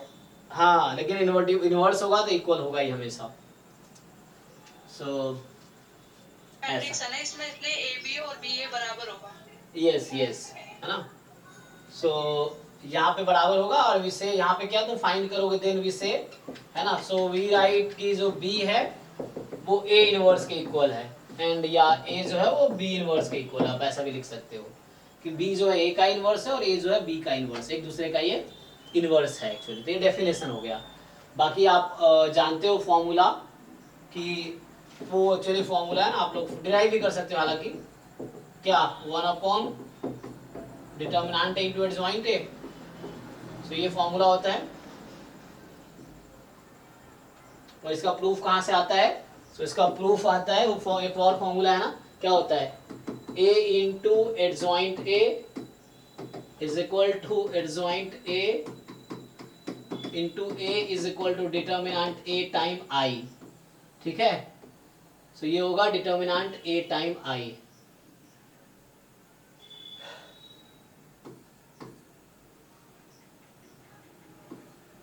सो a इंटू एडजॉइंट a बराबर एडजॉइंट a इंटू a बराबर i, है ना, ये है ना।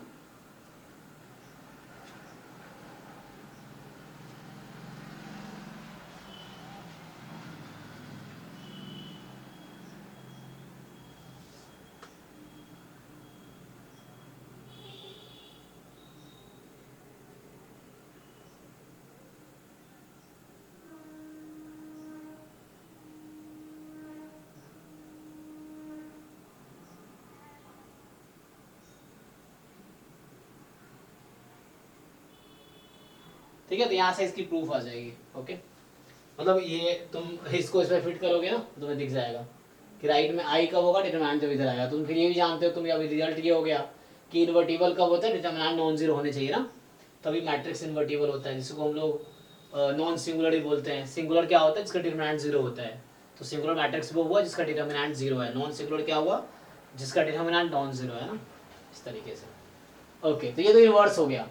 इन्वर्स फिर फाइंड कर दो किसी भी मैट्रिक्स का, मेनली तो ये है, अदरवाइज ये तरीका है। पैसा लगा के भी कर सकते हैं। हाँ, ऑपरेशन लगा के भी कर सकते हो कि यहाँ से स्टार्ट करो, a into I is equal to,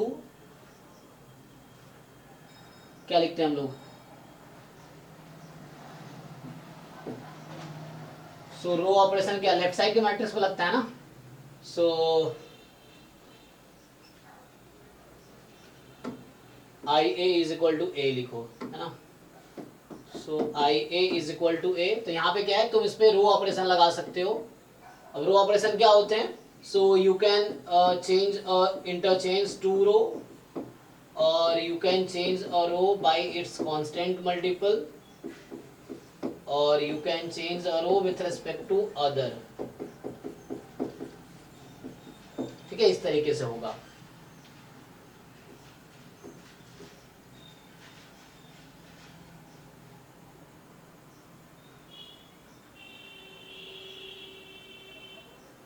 so row operation अगर लगाओगे इस पे तो ये होगा कि आई तुम्हारा चेंज हो जाएगा, मान लो बी में ए एज इट इज रहेगा, यहाँ तुम्हें आई पे लगाने हैं, यहाँ पे ए लगाने हैं, और इस तरीके से कि ये आई, यहाँ एम होता है हमारा कि ए को चेंज करके तुम आई बना दो। ठीक है, सो ए को चेंज करके, या कैसे भी A is equal to I A लिखो, ये जैसे भी, तो ये B into A is equal to I आ जाएगा। तो यहाँ से जो तुम्हारा बी मिलेगा वो ए इनवर्स है। तो एक तरीका ये भी है इनवर्स निकालने का। कॉलम ऑपरेशन लगाओगे तो ऐसा लिखोगे कि ए आई इज इक्वल टू ए, क्योंकि रूल ये होता है कि रो ऑपरेशन प्रोडक्ट में लेफ्ट साइड वाले पे ही लगेगा, और कॉलम ऑपरेशन राइट साइड वाले पे ही। अगर प्रोडक्ट में है दो मैट्रिक्स तो कॉलम ऑपरेशन राइट साइड वाले पे अप्लाई होगा, और रो ऑपरेशन लेफ्ट साइड वाले पे अप्लाई होगा प्रोडक्ट में। ठीक है, सो ये भी एक तरीका इनवर्स निकालने का है, क्लास 12 में था ये सब, ये भी था। सो इस तरीके से इनवर्स क्या होता है और कैसे फाइंड करना है, ताकि तुम फाइंड कर लो। रैंक क्या होता है पता है तुम्हें, रैंक फाइंड कैसे करना वो भी पता है। हालांकि रो रिड्यूस इकोलॉन फॉर्मूला नहीं बताया मैंने, उसमें क्या होता है तुम रिड्यूस करते हो ना, ये चीज़ है। एंड देन दूसरा इनवर्स निकालने का है। और क्या था इसमें, कुछ डेफिनेशंस है, जैसे मान लो तुमसे बोला गया है सिमेट्रिक मैट्रिक्स क्या होता है, स्क्यू सिमेट्रिक क्या होता है। सो सो अभी ट्रांसपोज डिफाइन करोगे, ट्रांसपोज में क्या करते हो तुम, रो और कॉलम इंटरचेंज कर देते हो ना, जो फर्स्ट रो है उसको फर्स्ट कॉलम, सेकंड रो को सेकंड कॉलम, थर्ड रो को third column. So row and column interchange कर दो तो वो ट्रांसपोज मिल जाएगी तुम्हें। और तो अगर एक किसी मैट्रिक्स का ट्रांसपोज कोई स्क्वायर मैट्रिक्स है खुद के इक्वल आ गया तो सिंपली वो सिमेट्रिक है। ऐसी स्क्यू सिमेट्रिक मैट्रिक्स होती है, स्क्यू सिमेट्रिक मैट्रिक्स है ना। बहुत डिटेल में नहीं पढ़ा क्योंकि तुम लोग पढ़ चुके हो और हमारे पास टाइम भी ज़्यादा नहीं है। अभी टेस्ट हो गया, वो भी डिस्कस करेंगे, क्वेश्चंस डिस्कस करेंगे। बता देना सर का कौन सा, कोई जो थ्योरम हो सर इनके ऊपर वो बता देना। हाँ, रिजल्ट्स ना। सो स्क्यू सिमेट्रिक मैट्रिक्स का डेफिनेशन क्या है सर? उसका ए का ट्रांसपोज माइनस ए पे आ जाएगा। माइनस, हाँ, A transpose is equal to simply minus A. So ये हो गया। एक और इसमें एक वर्ड यूज किया, ऑर्थोगोनल मैट्रिक्स। ये क्या होता है, सिलेबस में ये भी वर्ड है ना। हाँ, A into A transpose equal to I. हाँ, ए इंटू ए ट्रांसपोज या ए ट्रांसपोज इंटू ए, वो सेम ही आएगा और वो आई के इक्वल आएगा। तो यहाँ से सिंपली तुम देख पा रहे होगे कि जो है इसका इनवर्स जो होते हैं, है ना, इनवर्स का डेफिनेशन अगर अप्लाई कर लो तो जो इनवर्स है वो कुछ और नहीं, ट्रांसपोज ही है। और दूसरी चीज जो इनवर्स है वो ट्रांसपोज ही है। और एक चीज देख सकते हो, इसका डिटर्मिनेंट जो आएगा वो क्या आएगा, you apply determinant both side, ये इसी में लगा लो डिटर्मिनेंट बोथ साइड, क्या होगा, -1 नहीं प्लस और -1। तो इसका डिटर्मिनेंट या तो +1 होगी या -1 होगी। रेसिप्रोकल हो जाएगा ना इनके डिटरमिनेंट्स।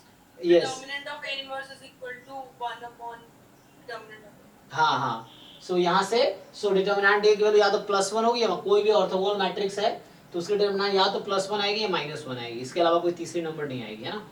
सो इस तरह से है। इसकी एक और प्रॉपर्टी है, जैसे कोई मैट्रिक्स तुम्हें दे रखी है, फॉर एग्जांपल मैं अगर लिखूं, सो जैसे अभी के लिए मैं थोड़ा डिफिकल्ट टास्क है लेकिन 2 क्रॉस 2 में लिख देता हूँ 1 -1 एंड -1 1। देखो ये जैसे ऑर्थोगोनल मैट्रिक्स होगा, तुम चेक कर सकते हो कि A इंटू A ट्रांसपोज तुम ट्राई करो या A transpose into A try करो, आई आना चाहिए, चेक करो।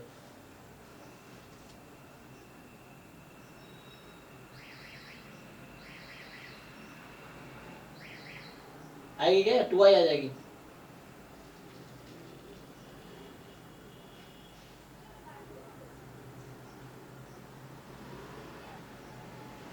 डिटरमिनेंट तो 0 है ना, थोड़ा सा ये है। अच्छा 0 लिख दिया, ओ सॉरी, तो ये तो ऐसा होगा नहीं, हमें तो कुछ ऐसा बनाना पड़ेगा जिसमें नहीं, तो मुझे क्या करना पड़ेगा, कुछ ऐसा लेना पड़ेगा।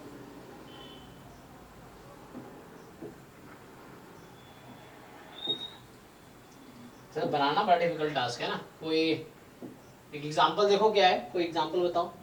सर 1 1 1 2। अरे एक आसान सा एग्जांपल ये है, cos theta sin theta minus cos theta sin theta. अभी देखो अभी भी गलत है क्या, अभी ठीक है ये, अभी 0 आ गया, अभी 0 आ गया, तो ये ऐसा है, एक मिनट, sin थीटा इधर कर दो, sin theta minus cos theta. अभी देखो कितना आएगी, अभी ठीक है, मैं सर 1 आएगा इसमें डिटरमिनेंट। हाँ अब ठीक है ना, हाँ हाँ अब ठीक है, ओके, तुमने सही पॉइंट आउट किया था।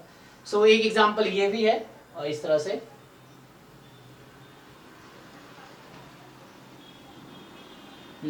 cos sin sin minus cos, तो ये एक एग्जांपल है जो सेटिस्फाई कर रहा होगा इस कंडीशन को।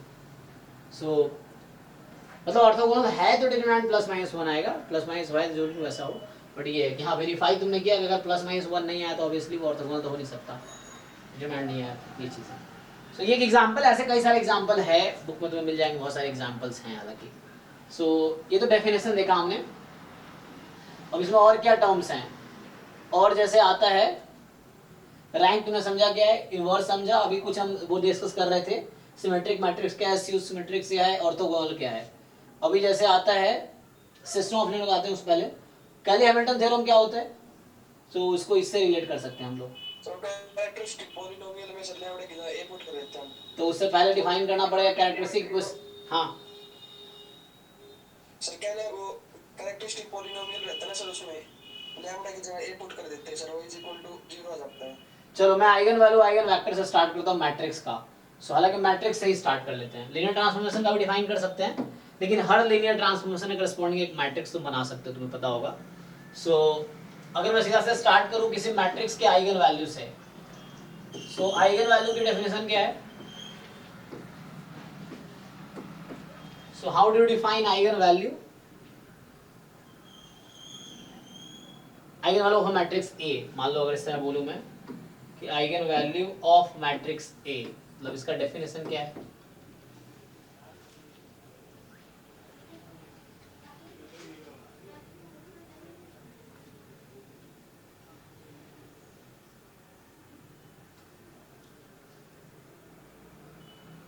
हालांकि इसे दोनों का डेफिनेशन एक साथ ही डिफाइन कर सकते हो, eigen value and eigen vector का।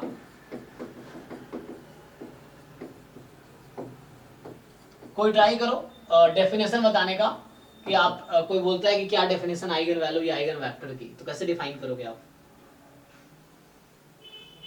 सर वो रूट्स होते हैं इक्वेशन के, जो इक्वेशन हमें मैट्रिक्स से मिलती है उसके रूट्स होते हैं। हाँ वो आप कह रहे हैं कैरेक्टरिस्टिक, जो कैरेक्टरिस्टिक पॉलिनोमियल है उसके रूट्स को आइगन वैल्यू कहते हैं, ये भी कई जगह डेफिनेशन में मिलेगा आपको लिखा हुआ, ये भी ठीक है। So how do you define eigen vector in that case? इनके आइगन वैल्यूज के कोरेस्पोंडिंग जो वेक्टर रहते हैं उनके आइगन वेक्टर कहते हैं सर। हाँ लेकिन वो वेक्टर क्या है, वेक्टर हो कैसे, मतलब ये तो वो हो गया, मतलब आइगन वैल्यू करस्पॉन्डिंग जो वेक्टर होती हैं, कौन से वेक्टर होते हैं, कुछ उसकी खासियत होंगे ना। करस्पॉन्डिंग यहाँ क्या मतलब हुआ, और लैम्बडा की वैल्यू पुट करके निकालते हैं उसमें, किस में पुट करते हैं? तो सर जो इक्वेशन बनती है a माइनस लैम्बडा में लैम्बडा की वैल्यू पुट करके निकालते हैं सर। हाँ तो वही बताना तुम्हें। सो मान लो एक कोई तुम्हारे पास स्क्वायर मैट्रिक्स है, ठीक है ना, सो अगर ए कोई स्क्वायर मैट्रिक्स है, ठीक है, सो मान लो ऐसा है, ऑब्वियसली ए स्क्वायर मैट्रिक्स है,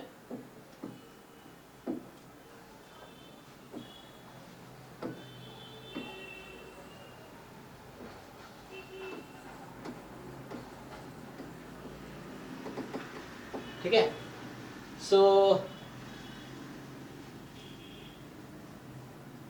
आइगन वैल्यू ऑफ, और आइगन वैल्यू तुमने स्क्वायर मैट्रिक्स ही है।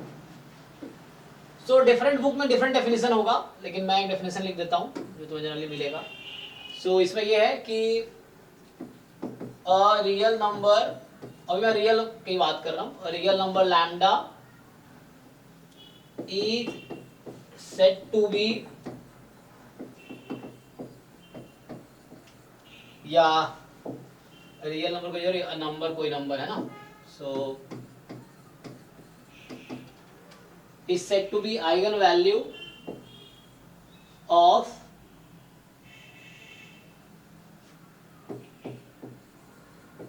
Square matrix A. ये मैं अपने लैंग्वेज में लिख रहा हूँ ना, बुक का अगर देखूंगा तो बुक में उससे ऐसे होगा। सो ये स्क्वायर मैट्रिक्स से मल्टीप्लाई करके तो होगा ना। यस यस, हाँ, तो यहाँ लिखा होता है इफ, सो यहाँ होगा if there exist a vector, there is a non-zero vector, ठीक है, there exists a non-zero vector v, ठीक है, there is a non-zero vector v such that av is equal to lambda v। तो ये actually definition है कि lambda को मैं बोलूंगा आइगन वैल्यू है a की, अगर मुझे एक ऐसा नॉन जीरो वेक्टर मिले v जो इस कंडीशन को सेटिस्फाई करे, ab is equal to lambda v, and in this case, so in this case जो v है, v is called eigen vector corresponding to, मैं यही पूछ रहा था क्या वो करस्पॉन्डिंग मतलब क्या, इसके हिसाब से corresponding to eigen value lambda. So A B बराबर लैम्डा वी है। सो कोई नहीं, कुछ बुक का, मैं किसी बुक का रेफरेंस ले लेता हूँ ताकि डेफिनेशन लिखने में आसानी हो। सो ठीक है ना। सो यहीं पे क्या होता है, जब इसी को तुम रिड्यूस करो, अब जिसे तुम कह रहे थे, तो इसमें क्या करो, A B minus lambda V बराबर 0 आ गया। सो यहां से तुम क्या करो, ए वी बाहर करो, so A minus lambda I into V is equal to 0। अब यहाँ v क्या होना चाहिए, यहां से v क्या होना चाहिए, कहां लिखा था v क्या होना चाहिए, क्या लिखा है, अब देखो अगर इसके पास यूनिक सॉल्यूशन होगा, ये सिस्टम आ गया ax इज इक्वल टू 0, तो इसके पास अगर यूनिक सॉल्यूशन होगा तो v की वैल्यू क्या होगी, 0 ही होगी ना, क्योंकि यूनिक सॉल्यूशन एक ही सॉल्यूशन मिलेगा, वो एक सॉल्यूशन 0 सॉल्यूशन है, 0 तो हमेशा यहाँ सॉल्यूशन रहेगा, तो इसके पास यूनिक सॉल्यूशन नहीं हो सकती है। अगर यूनिक सॉल्यूशन होगी तो वेक्टर v 0 ही मिलेगी मुझे, लेकिन डेफिनेशन कह रहा है कि v 0 नहीं चाहिए मुझे, 0 के अलावा कुछ और चाहिए। मतलब इस सिस्टम के पास क्या है, मोर देन 1 सॉल्यूशन है। और तुम बताओ होमोजेनियस सिस्टम में मोर देन 1 सॉल्यूशन कब आता है,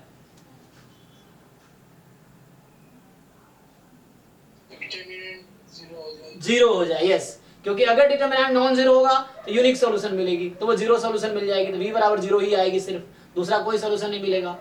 तो मोर देन 1 सॉल्यूशन कब मिलेगी मुझे, जब इस मैट्रिक्स के डिटरमिनेंट को 0 होना पड़ेगा। सो दिस हैज, मैं ये कहना चाह रहा हूं, दिस सिस्टम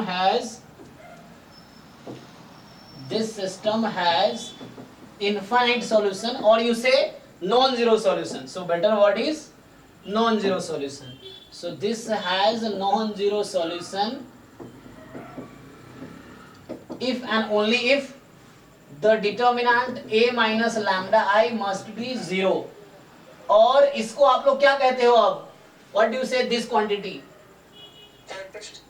yes, और इसको आप बोलते हो कैरेक्टरिस्टिक। मैंने बताया आया कैसे, एक्चुअली मैं आपको स्टोरी बता रहा हूँ कि आया कैसे। सो ये डेफिनेशन था आइगन वैल्यू आइगन वेक्टर का, v नॉन जीरो होना चाहिए था, तो उसके लिए सिस्टम के पास मोर देन 1 सॉल्यूशन होना चाहिए, क्योंकि एक ही सॉल्यूशन होगा 0 सॉल्यूशन ही हो जाएगा, जो कि नहीं चाहिए मुझे, तो मुझे नॉन जीरो सॉल्यूशन चाहिए, तो उसके डिटरमिनेंट को 0 होना पड़ेगा।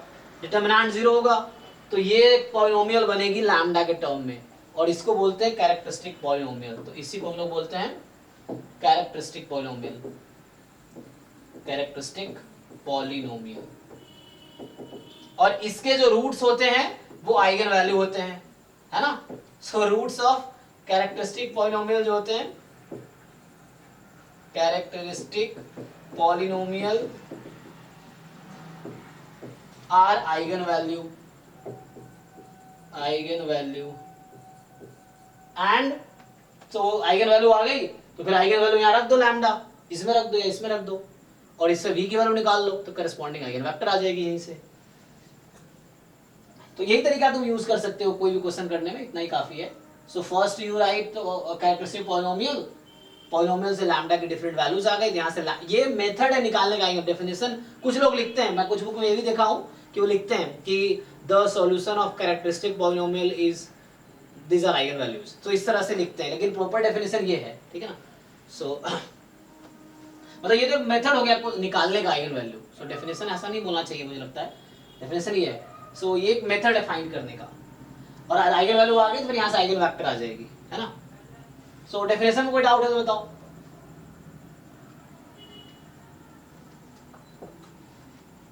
अब कैरेक्टरिस्टिक पॉलिनोमियल की डिग्री, अब इसी कैरेक्टरिस्टिक पॉलिनोमियल पे कैली हैमिल्टन थ्योरम है कि ये जो सॉल्व करके आपको एक इक्वेशन आएगी, मान लो लैम्डा स्क्वायर प्लस 3 लैम्डा बराबर 0, इस तरह से मान लो कुछ, तो वो जो कैरेक्टरिस्टिक पॉलिनोमियल आई लैम्डा के टर्म में, तो वो polynomial in terms of lambda. अब वो एक पॉलिनोमियल हमेशा मैट्रिक्स ए सेटिस्फाई करेगी। सो हर मैट्रिक्स अपने कैरेक्टरिस्टिक इक्वेशन को, अच्छा पॉलिनोमियल तो लेफ्ट टर्म है एक्चुअली, पॉलिनोमियल नहीं लिखना चाहिए मुझे यहाँ इक्वेशन लिखना चाहिए, राइट। पॉलिनोमियल और इक्वेशन में डिफरेंस है ना, ये इक्वेशन है क्योंकि इक्वल टू 0 है तो इसलिए इक्वेशन है। पॉलिनोमियल है जस्ट लेफ्ट साइड, जो लेफ्ट साइड इक्वल को पहले वो पॉलिनोमियल है। पॉलिनोमियल में इक्वल टू 0 नहीं होता, ठीक है ना। इक्वल टू 0 कर दिया आपने तो वो इक्वेशन बन गई एक्चुअली। सो कैरेक्टरिस्टिक इक्वेशन है ये, नॉट पॉलिनोमियल। पॉलिनोमियल का जस्ट लेफ्ट साइड लिखना पड़ेगा आपको। सो this is characteristic equation. Characteristic equation के जो रूट्स हैं, ठीक है ना, तो जो सॉल्यूशन है ये समझ लो, तब रूट्स ना लिख के सॉल्यूशन लिखूंगा मैं।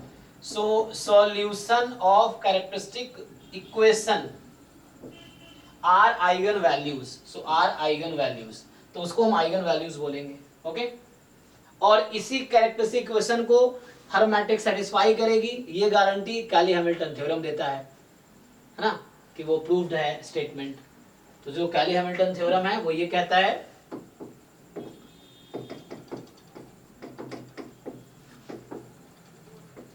कि every matrix satisfies its characteristic equation, और पॉलिनोमियल इक्वेशन लिखो, ठीक है ना, या एवरी मैट्रिक्स, हाँ इक्वेशन, ठीक है। So every square matrix square होनी चाहिए ना। हाँ, तो आइगन वैल्यू स्क्वायर मैट्रिक्स की ही आएगी, सिर्फ स्क्वायर मैट्रिक्स की ही आएगी, तो आप सही कह रहे हैं। सो वो सिर्फ स्क्वायर मैट्रिक्स की आइगन वैल्यू आएगी, एवरी स्क्वायर मैट्रिक्स। तो ये स्टेटमेंट स्क्वायर मैट्रिक्स के लिए ही है, क्योंकि नॉन स्क्वायर मैट्रिक्स में आप डिटर्मिनेंट कैसे निकालेंगे, है ना, क्योंकि अगर नॉन स्क्वायर मैट्रिक्स हुआ तो डिटर्मिनेंट कैसे निकलेगा। सो डिटर्मिनेंट तभी निकल पाएगा जब वो स्क्वायर ही होगा। तो आपने सही कहा है, और ये अंडरस्टूड भी है ना, अगर नहीं लिखा जाता है तो हमें यही समझना होगा। So every square matrix satisfies characteristic equation, ठीक है, या एवरी मैट्रिक्स है रूट ऑफ कैरेक्टरिस्टिक पॉलिनोमियल, इस तरीके से। सो अच्छा ये बताओ, एक स्क्वायर मैट्रिक्स है, तो जैसे रिमार्क में जो थ्योरम कह रहे थे उसकी बात कर लेता हूं मैं। सो सम ऑफ आइगन वैल्यू किसके इक्वल होती है,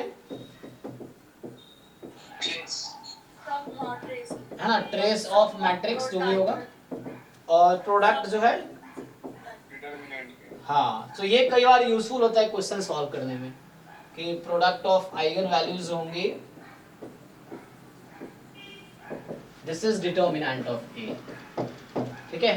so product of eigenvalues है डिटर्मिनेंट ऑफ ए। ट्रेस क्या होता है वैसे?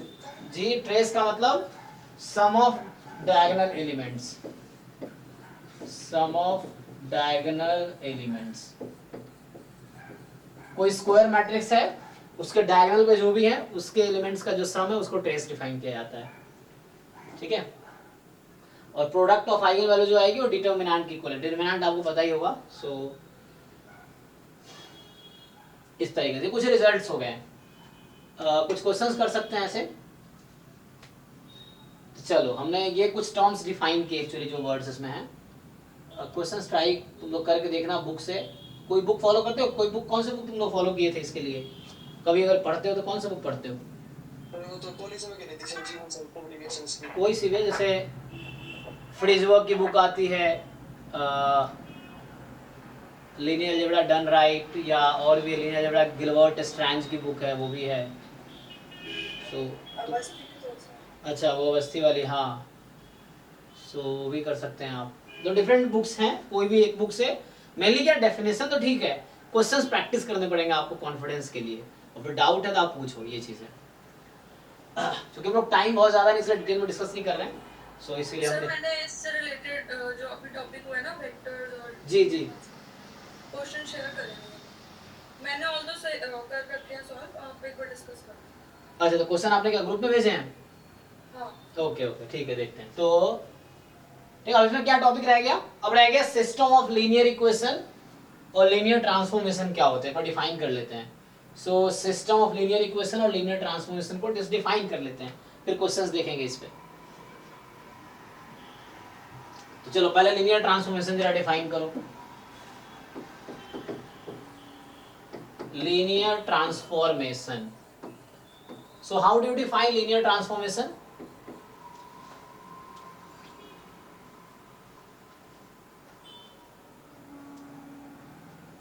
कोई भी ट्राई करो। सो बेसिकली रोज और कॉलम्स को मैनिपुलेट करते हैं, बट उससे उसके रैंक पे या डिटरमिनेंट पे फर्क नहीं पड़ता। ओके रैंक पे पड़ता है, मतलब रैंक तो हो सकता है। वो एक्चुअली आप जो बोल रहे हो वो एलिमेंट्री ट्रांसफॉर्मेशन है। ये लीनियर ट्रांसफॉर्मेशन नया टॉपिक है ना, जो आप कह रहे हो एलिमेंट्री ट्रांसफॉर्मेशन में रो ट्रांसफॉर्मेशन, कॉलम ट्रांसफॉर्मेशन है, तो उससे सही करें आप, डिटरमिनेंट पे कोई इफेक्ट नहीं पड़ता है, या वो था। लेकिन यहाँ पे लीनियर ट्रांसफॉर्मेशन एक नया टॉपिक एक्चुअली। जो मैट्रिक्स है, हर लीनियर ट्रांसफॉर्मेशन से एक मैट्रिक्स जनरेट होता है, तो मैट्रिक्स का special type of linear transformation, ये समझ लीजिए। तो मतलब हालांकि जनरेट कर सकते हैं हर लीनियर ट्रांसफॉर्मेशन से। सो लीनियर ट्रांसफॉर्मेशन एक्चुअली एक फंक्शन टाइप का है, ये समझिए, है ना। कोई भी डिफाइन करो पहले। वेक्टर स्पेस में पढ़ा था। यस यस यस, पढ़ा हुआ था। हाँ हाँ वही। तो उसमें 1 1 होता है और होमोमॉर्फिज्म होता है। सर इतना ही है, बस इससे ज्यादा नहीं है। नहीं, मैं तो डेफिनेशन पूछ रहा हूँ।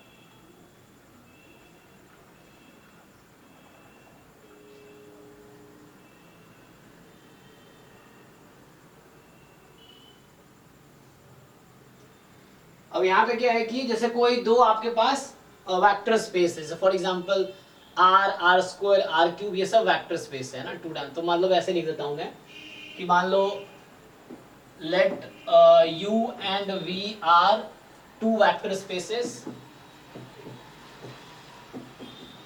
टू वेक्टर स्पेसेस, इस तरह से है। So a linear transformation, linear transformation, मान लो टी बोलता हूं मैं, है ना, from U to V. So is a function, actually एक फंक्शन है that satisfy following property, is a mapping और फंक्शन दैट सेटिस्फाई, या सच दैट, इतना ही लिख लो, function such that, such that. सो दो कंडीशन सेटिस्फाई करने चाहिए, मतलब ये ऐसा है कि यस यस यस। सो ये है, इसका मतलब ये t from u to v लिखा हो ना, इसका मतलब ये हुआ कि t is from u to v। सो u लाइक डोमेन समझ लो, v कोडोमेन का डायमेंशन होगा, अलग ये वेक्टर स्पेस है। सो ये पहली कंडीशन जो होती है इसकी कि t ऑफ, मान लो आप लेते हो v1 प्लस v2, दो वेक्टर आपने सिलेक्ट किया u में से, तो मान लो मैं v से u लिख दूं, u से v लिख दूं, तो तुम्हें बुक में एक्चुअली v से w लिखा रहता है। तुम बुक अगर चेक करोगे ना, सो बुक वाले लोग क्या करते हैं, v से w में डिफाइन करते हैं। सो अगर आप बुक में चेक करोगे, सो v से w में लिखते हैं ये लोग। v and w both are two vector spaces. So कुछ समझना है, मतलब r हो गया, r स्क्वायर, है ना, इस तरह ये सब वेक्टर स्पेसेस हैं। सो ये होना चाहिए t of v1 plus v2, t of v1 plus t of v2। देखो लिनियरली ब्रेक कर दिया आपने, ये है for all v1 comma v2 belongs to v।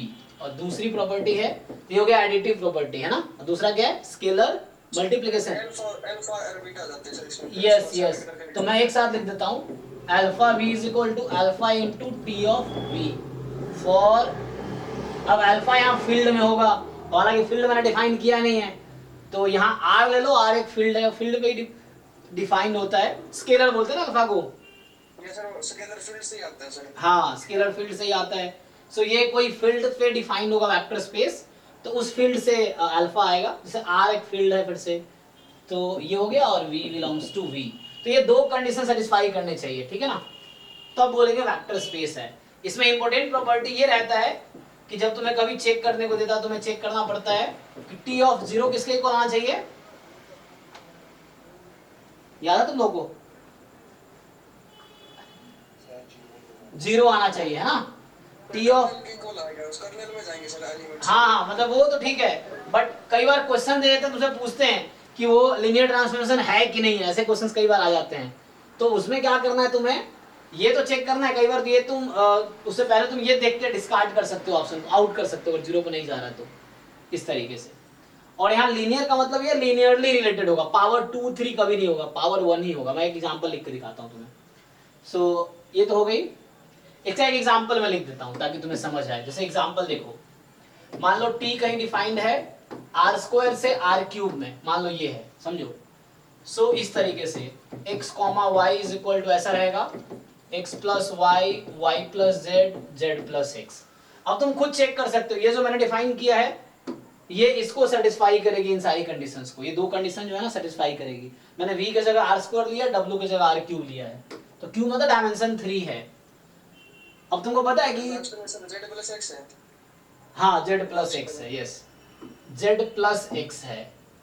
अगर मैं जेड प्लस 1 लिख दूं तो लीनियर ट्रांसफॉर्मेशन नहीं रहेगा, क्यों, क्योंकि ये कांस्टेंट हो गया। तो यहाँ तुम जब, अच्छा यहाँ मुझे एक मिनट, मुझे मैं एक्स वाई जेड लिख दिया ना, तो मुझे कुछ ऐसा लिखना पड़ेगा।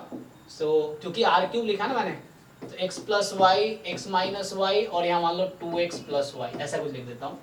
तो इस तरीके से, क्योंकि मैंने तो यहाँ एक्स वाई लिया ना, तो थर्ड कहाँ से आ जाएगा, मतलब इस तरीके से, है ना।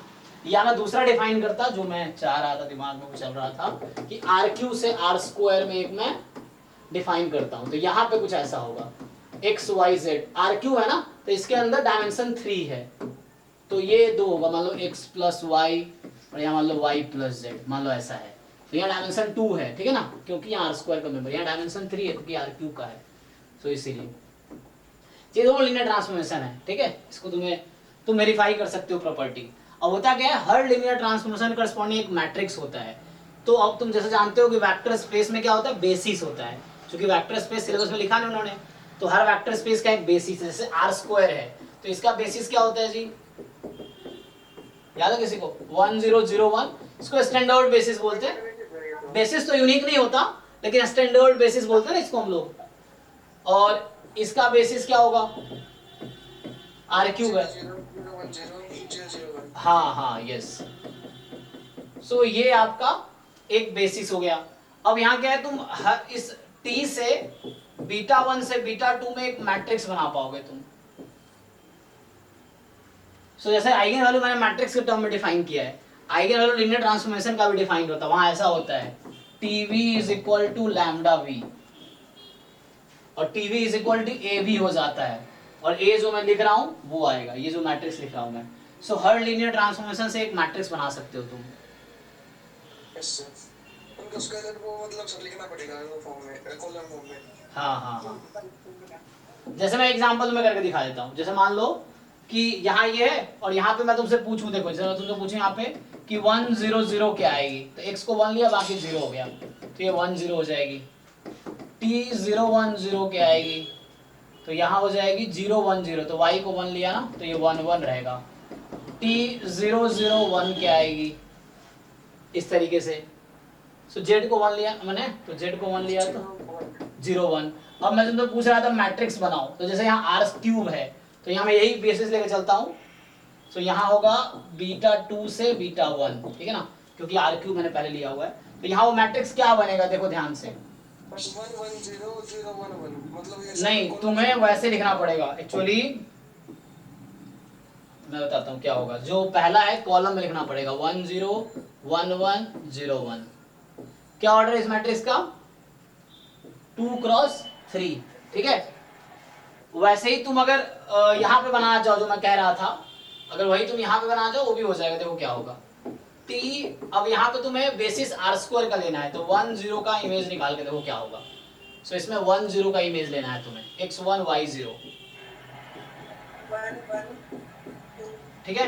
और t 0 1, तो x0 y1। 1 minus 1 1। तो यहाँ जो मैट्रिक्स बनेगी वो ऐसी बनेगी, देखो t, अब यहाँ पहले क्या है r² है, तो बीटा 1 बीटा 2। सो मतलब मैं बीटा 1 r² के बेसिस का नाम दिया, बीटा 2 r³ के बेसिस का नाम दिया, अपनी मर्जी से नाम दिया। सो यहाँ जो मैट्रिक्स बनेगी, जो आती एलिमेंट्स वो कॉलम में लिखो, तो 1 1 2 हो जाएगी, 1 minus 1 1। सो ये 3 क्रॉस 2 का है। तो बस तुम्हें ये समझा रहा था कि लीनियर ट्रांसफॉर्मेशन होता क्या है, और लीनियर ट्रांसफॉर्मेशन से कोई अगर मैट्रिक्स बनाना पड़े तो ये मैट्रिक्स आई। हालांकि ये स्क्वायर मैट्रिक्स नहीं है, तो यहाँ पे डिफाइन नहीं करेंगे हम। अब आइगन वैल्यू आइगन वेक्टर यहाँ निकालना मुश्किल है मैट्रिक्स से, मैट्रिक्स वाला फॉर्म से, है ना।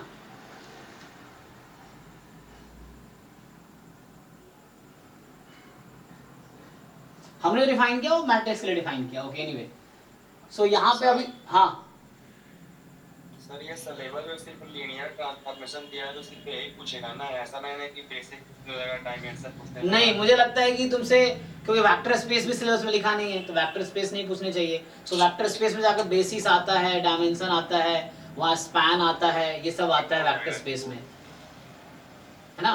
Linearly independent vectors, linear dependent vectors, वो सब वहाँ आता है वेक्टर स्पेस में। तो नहीं पूछना चाहिए। मुझे लगता है लीनियर ट्रांसफॉर्मेशन ही पूछेगा कि कौन सा लीनियर ट्रांसफॉर्मेशन है, कौन सा नहीं। मैं क्वेश्चन लिख देता हूँ, फिर मैं अगला टॉपिक पे आता हूँ, जो है जैसे एक क्वेश्चन तुमसे होगा कि which of the following is a linear transformation, which of the following is linear transformation, या लिखा हुआ इज नॉट लीनियर ट्रांसफॉर्मेशन, इस तरह पूछ लेगा, नहीं है या है, इस तरह से ट्रांसफॉर्मेशन। जैसे मान लो पहला अगर मैं लिखूं फ्रॉम, मान लो लिख देता हूँ r² टू r² ही लिख देता हूँ, ठीक है। तो जैसे पहला है मान लो t x, y is equal to 1, x plus y। दूसरा है t x, y is equal to x plus y, x² plus y²। तीसरा है t x, y is equal to x minus y, x plus y। And चौथा है t x, y is equal to 1/x 1/y। तो बताओ इनमें से कौन सा लीनियर ट्रांसफॉर्मेशन है? पहला थर्ड नहीं है। तो तुम चाहो तो डेफिनेशन भी चेक कर सकते हो, उससे बेटर तरीका होता है तुम ये भी चेक कर सकते हो कौन सेटिस्फाई करेगा इसको, है ना, लीनियरली हो। लेकिन उससे बेटर तो तुम देखो, लीनियरली का मतलब है डिग्री 1 होनी चाहिए, सिंपल। लीनियर ट्रांसफॉर्मेशन है तो पावर तो 1 ही होगा वेरिएबल का। अब यहाँ पावर कितनी हो गई वेरिएबल की? 0, कांस्टेंट डिग्री 0 ना, तो ये लीनियर ट्रांसफॉर्मेशन होगा ही नहीं। या पहले बात तुम t 0 0 निकाल के देखो, t 0 0 यहाँ 1 0 आ जाएगा, लेकिन आना चाहिए था 0 0। अगर तुम 0 0 फाइंड करोगे तो वैल्यू 0 ही आनी चाहिए। ये लीनियर ट्रांसफॉर्मेशन की प्रॉपर्टी है कि ओरिजिन से ही पास करेगा वो। तो अगर t 0 0 इज 0 0 ओनली, तो t 0 is 0, in short we write t 0 is 0। 0 vector है, यहाँ 0 वेक्टर है, सो ये ऐसा होना चाहिए। एंड तो ये तो आउट हो गया। सेकंड में देखो यहाँ क्या डिग्री हो गई, डिग्री 2 हो गई, तो ऐसे ही आउट हो जाएगा। ये लीनियरली रिलेटेड होने चाहिए, लीनियर होने चाहिए हर टर्म की डिग्री 1 ही होनी चाहिए। इसमें 0 तो satisfy थर्ड आंसर है सर। तो लेकिन ये सेटिस्फाई कर रहा है, इसका मतलब नहीं वेक्टर स्पेस है ये तो कंडीशन था। देखो तुम्हें अब समझना पड़ेगा, एक थ्योरम ये है, if T is linear transformation then T0 is 0। ये जस्ट वन वे थ्योरम है, ये इफ एंड ओनली इफ नहीं है, ठीक है, कि अगर T लीनियर ट्रांसफॉर्मेशन है तो ऐसा होगा, ठीक है। हाँ, अगर T0 0 हो रहा है तो लीनियर ट्रांसफॉर्मेशन हो भी सकता है, नहीं भी हो सकता है, कोई दिक्कत नहीं है। अब यहाँ ये है कि ये वाला कंडीशन क्या होगा, स्क्वायर स्क्वायर हो गया, तो तुम ये वाला कंडीशन यहाँ फेल हो जाएगा, तुम्हारा दोनों फेल हो जाएगा। ये अल्फा टाइम नहीं, अल्फा स्क्वायर टाइम आएगा, अल्फा टाइम होना चाहिए था, वो कहेंगे तो अल्फा स्क्वायर टाइम आएगा, या आएगा ही नहीं, ये भी ट्रू नहीं होगा, यहाँ पे तुम चेक कर सकते हो। तो इसको v1 यहाँ क्या वेक्टर्स है, x1 y1 टाइप का, x2 y2 टाइप का। तुम्हें कुछ क्वेश्चंस करने होंगे इस पे, तो अभी तो मैं समझा देता हूँ तत्काल। तो ये देखो डिग्री 2 हो गया, तो ऐसे ही आउट हो गया। ये देखो x minus Y X plus Y दोनों टर्म की डिग्री 1 है, तो ये सेटिस्फाई करेगी उस कंडीशन को। यहाँ 1/x 1/y हो गया, रेसिप्रोकल हो गया, डिग्री -1 हो गई, तो ये तो ऐसे ही आउट हो गई। अदरवाइज तुम्हें ना समझे तो डेफिनेशन लगाओ। डेफिनेशन क्या है, ये वाला, तो उसमें थोड़ा टाइम ज्यादा लग जाएगा तुम्हें, ये डेफिनेशन लगाओ। तो यहाँ v वेक्टर्स हैं, ठीक है ना।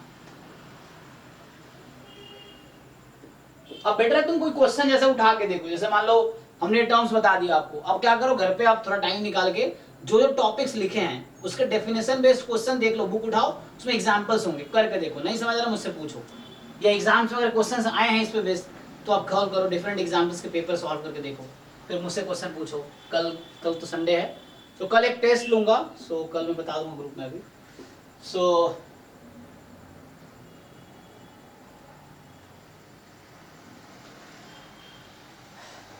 ठीक है, आगे था सिस्टम ऑफ लीनियर इक्वेशन। उसमें क्या होता है, एक बार डिस्कस, अभी हम लोग बस वो थ्योरी डिस्कस कर रहे हैं, सिस्टम ऑफ लीनियर इक्वेशन। तो इसमें मेनली क्या होता है कि तुम्हारे पास सिस्टम है, for example a11 x1, a12 x2, a13 x3, और यहाँ मान लो a1n xn, और यहाँ इक्वल टू मान लो b1, इस तरह से। ऐसे ही a21 x2, a22 x, sorry यहाँ x1, सो a23 x3, फिर यहाँ a2n xn is equal to b2। So इस तरीके से है आपके पास। सो लास्ट होगा an1 x1, an2 x2, an3 x3, फिर an नहीं m, मुझे लगता है मैंने n लिख दिया, तो स्क्वायर मैट्रिक्स बना दिया मैंने, हालांकि तो मुझे स्क्वायर बनाने के बजाय मैं रेक्टेंगुलर लेके चलता हूँ शुरू में, तो बाद में स्क्वायर बना देंगे। तो अभी mth रो लेता हूँ, am1, am2, am3, amn xn is equal to bm, ठीक है। सो ये इन जनरल कोई भी सिस्टम ऑफ लीनियर इक्वेशन इस तरह के होगा। यहाँ क्या है, m नंबर ऑफ इक्वेशंस है, पहली इक्वेशन दूसरी, m नंबर ऑफ इक्वेशंस है और n नंबर ऑफ वेरिएबल्स हैं। इसको आप लिखेंगे तो इसको आप रिड्यूस करके ऐसा लिख सकते हैं, ax is equal to b, है ना। और b कैपिटल भी है, स्मॉल जो चाहिए, तो b वेक्टर ये हो जाएगा और a आपका वो कॉलम हो जाएगा, है ना। अगर मैं इसको ठीक से लिखूं, मैं कहना चाह रहा हूँ कि जो मेरा a मैट्रिक्स होगा यहाँ पे, ये कुछ इस तरीके से होगा, a11, a12, a1n, 211, a21, a22, a2n, इस तरीके से am1, am2, amn, इस तरीके से होगा, ठीक है। सो इस तरह से a हो गया आपके पास। अब x क्या है, x जो मैट्रिक्स वो कुछ इस तरह से है, x1, x2, xn, है ना, इस तरीके से,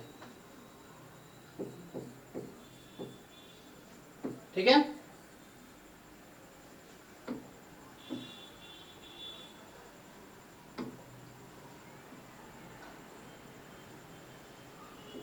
तो ये x है, बाकी b तो समझ आ ही रहा होगा तुम्हें, b है b1, b2, bm तक, ठीक है। देख लो, a matrix, x matrix, b matrix, ये सिस्टम है ax is equal to b। So इसको मैं यहाँ से हटा ही देता हूँ। सो हमारे पास जो सिस्टम है ax is equal to b, ठीक है ना। अभी हमारे पास m इक्वेशंस है, n वेरिएबल्स है यहाँ पे, तो इन जनरल ऐसे ही होता है। बाकी सॉल्यूशंस का तुम लोग जानते ही हो क्या होता है इसमें, कि इन जनरल तुम कैसे सॉल्व करते हो इसको। सो मेनली जो सॉल्यूशन हम लोग स्क्वायर के लिए बात करते हैं, इसके लिए बात कर सकते हैं ना।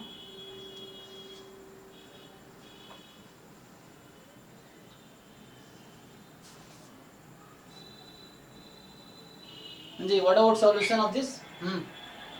x बराबर a इनवर्स b। नहीं, इनवर्स थोड़ी निकलेगा। इनवर्स कब निकलेगा, ए इनवर्स तुम किसका निकाल सकते हो, यहाँ ए का ऑर्डर क्या है तुम्हारा, m क्रॉस n है, सो इनवर्स निकाल पाओगे, नो सर। नहीं, चाहे इनवर्स नहीं निकाल पाओगे, ठीक है। सो उस तरह से ए इनवर्स भी तब होगा जब ए स्क्वायर मैट्रिक्स होगा, ठीक है। हाँ, रो इकोलॉन फॉर्म जो होता है उसी से सॉल्व करना पड़ेगा। जैसे मान लो कई बार क्वेश्चन रहता है कि मान लो इस तरह क्वेश्चन है, एग्जांपल के तौर पे ऐसा लिख देता हूं मैं, x1 plus x2 plus x3 is equal to 5, 2x1 plus 3x2 plus 5x3 is equal to मान लो 10। अब ऐसा बोल देगा दिस हैज, ऑप्शन ए होगा only one solution, option B होगा 2 सॉल्यूशंस, ऑप्शन सी होगा नो सॉल्यूशंस, ऑप्शन डी होगा इनफिनाइट सॉल्यूशंस। मान लो इस तरह क्वेश्चंस कभी अगर आ गए, क्या होगा? तो तुम्हें rank of A rank of B निकालेंगे ना। तुम्हारे पास कितने वेरिएबल है यहाँ पे, 3 वेरिएबल है और 2 ही इक्वेशन है, तो हमेशा इनफिनाइट सॉल्यूशन आएगा। एनीवे चेक कर लेते हैं, है ना। तो वो जो आप कह रहे थे उसके हिसाब से भी देख लेते हैं, हैं? 3 अननोन है, तो कम से कम 3 इक्वेशन चाहिए ना मुझे, नो सर। यूनिक सॉल्यूशन के लिए कम से कम 3 चाहिए।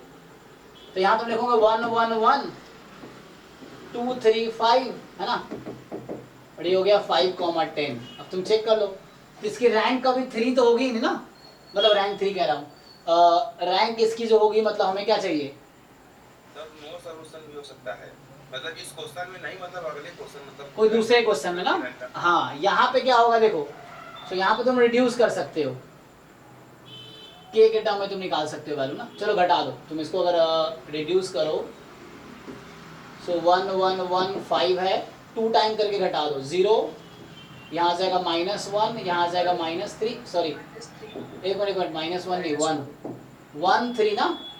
मैं इसमें से 2 टाइम करके फर्स्ट रो को घटा रहा हूँ, 0 इस तरीके से आ गया, सब इक्वेशन रिड्यूस हो गए, क्या आ गई। अब इसी इक्वेशन दोबारा लिख लो उसको, अब सो अभी तो वही है, और चाहो थोड़ा और रिड्यूस कर लो। सो थोड़ा और रिड्यूस करोगे तो क्या कर सकते हो, पहले रो में से तुम इसको घटा दो। So what you do, first row minus second row, तो 1 0 -2 5 0 1 3 0। चेक करो, फर्स्ट रो में सेकेंड रो घटाया,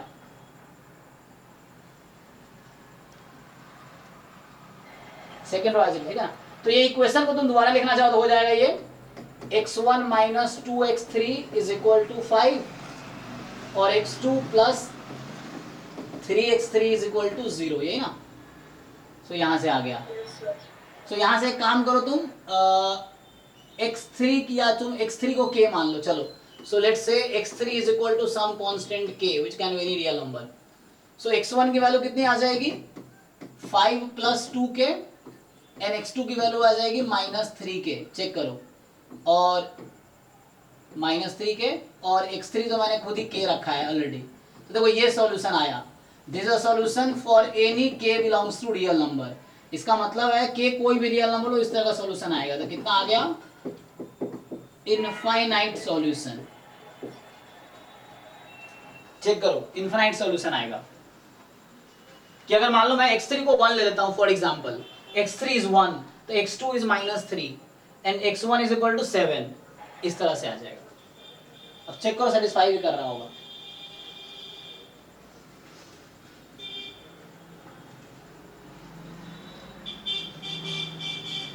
ये स्क्वायर मैट्रिक्स नहीं कि आप वो n क्रॉस n वाला रूल लगाओगे, यहाँ वो नहीं चलेगा, वो स्क्वायर के लिए है जो आप आगे मैं बात कर रहा हूँ। देखो आगे ऐसा होगा कि ax is equal to b है। अब a जो है तुम्हारा मान लो n क्रॉस n है, तब कोई दिक्कत नहीं है। x जो है तुम्हारे पास इस तरह से x1 से लेके xn तक है, n क्रॉस 1, और b जो है मान लो b1 से लेके bn तक, ये भी n क्रॉस 1 है। अब तुम्हारे पास वो रूल है कि लाइक जो a ऑगमेंटेड b है उसका रैंक इक्वल है रैंक a के और a इक्वल है n के, then you will have unique solution, यही ना।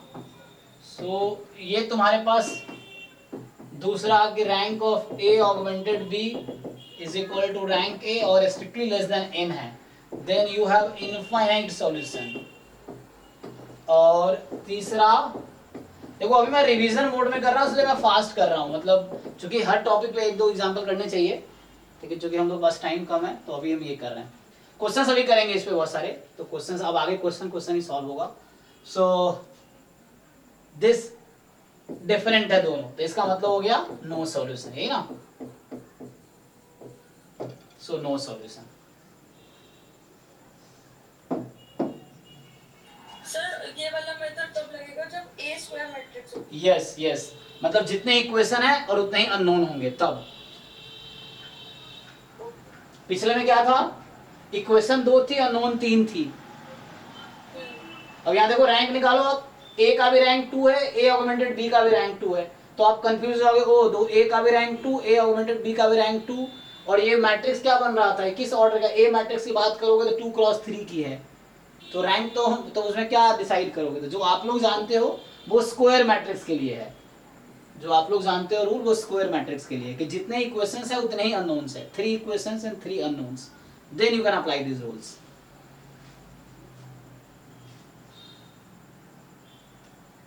ठीक है ना। और उस केस में यहाँ पे अगर यूनिक सॉल्यूशन है तो यहाँ पे जो बता रही थी कि लाइक कि अगर एक्स, हम वही चीज यहाँ पे भी अप्लाई करें तो सेकंड से वो तो रहा इनफाइनाइट सॉल्यूशन। किसमें रैंक ऑफ, देखो जो प्रीवियस क्वेश्चन था उसमें ऑगमेंटेड रैंक कितनी आ रही थी हमारी 2, हाँ हाँ हाँ और रैंक ऑफ ए भी 2 आ रही थी, हाँ which is less then number of unknowns, क्योंकि नंबर ऑफ अननोन्स 3 है। हाँ हाँ चलेगा, आप लगा सकते हो। मैं बोल रहा हूँ यहाँ पे इसके लगाया हमने, यहाँ पे लगा सकते हो। एन यहाँ पे क्या है आपका, एन क्या है यहाँ पे जो आप वो एन लगा रहे हो, what is this n, n is what, n is number of unknowns। हाँ नंबर ऑफ अननोन्स, या मैट्रिक्स में नंबर ऑफ कॉलम, तो वर्क करेगा, ठीक है ना। Then it will work there also. So यहाँ पे अगर उस तरह से अप्लाई करते हो, यहाँ पे इसकी रैंक 2 है, तो मतलब इसमें कभी यूनिक सॉल्यूशन तो आएगा नहीं ना कभी इसमें। So you can apply here, no problem. देखो यहाँ पे आपको समझना पड़ेगा कि आपने जो मैट्रिक्स बनाए, सो आपका जो ए मैट्रिक्स था वो 2 क्रॉस 3 का था, a x is equal to b, yes. So you can apply this rule, then you have to remember that वो एन आपका क्या है, नंबर ऑफ कॉलम्स है ना, या जो आप कह रहे हो नंबर ऑफ वेरिएबल्स है, दैट इज ओके। तो आप अप्लाई कर सकते हो, नो प्रॉब्लम। सो अभी मैं इसके लिए लिखा हूँ, otherwise you can apply this for this also, no problem. So इसको अगर मैं जनरलाइज कर दूं यहाँ पे, सो तो आप जो कह रहे हैं उसके लिए जनरलाइज कर देता हूँ, ठीक है। सो जनरली बच्चों को ये याद रहता है, इसलिए मैं इसके लिए लिख रहा हूँ, जनरली आपको करते हो ना, तो यहाँ पे क्या होगा, एक्स तो एन ही है, यहाँ पे एम हो जाएगा, राइट। सो अब चेक करो, और m is equal to n actually special case है ना, जब m n इक्वल है तो जितनी इक्वेशंस है उतनी अननोन्स हैं, तो वो तो स्पेशल केस हो गई स्क्वायर वाली। इन जनरल ये सिचुएशन होगी, है ना, m क्रॉस n वाली इन जनरल। लेकिन इस केस में कितना क्या होगा, अब बताओ मुझे, अगर ऐसा होता कि एक और क्वेश्चन लिखो तो भी क्लियर हो जाएगा आपको। अगर ऐसा है x1 plus x2 is equal to मान लो 1, इस तरीके से, ठीक है ना, और x1 minus x2 is 5, 2x1 plus x3 is 4। अब इसमें बताओ क्या होगा इसके पास, दिस हैज। सो ये भी डिफिकल्ट नहीं है हालांकि, no solution, only one solution मतलब unique solution, 2 solution and infinite solution. So अगर आप समझ पा रहे हो, जनरल से n क्रॉस n के लिए चीजें आसान होती है, इसलिए हम लोग लिख देते हैं आसानी से, लेकिन इसमें थोड़ा सा डिफरेंट हो जाता है ना, ये 3 नहीं 2 ही है। वन सॉल्यूशन होगा इसमें, इक्वेशंस 3 है, मतलब निकाल चलेंगे जो x1 और x2 की वैल्यू। बताओ, वही पूछ रहा हूँ।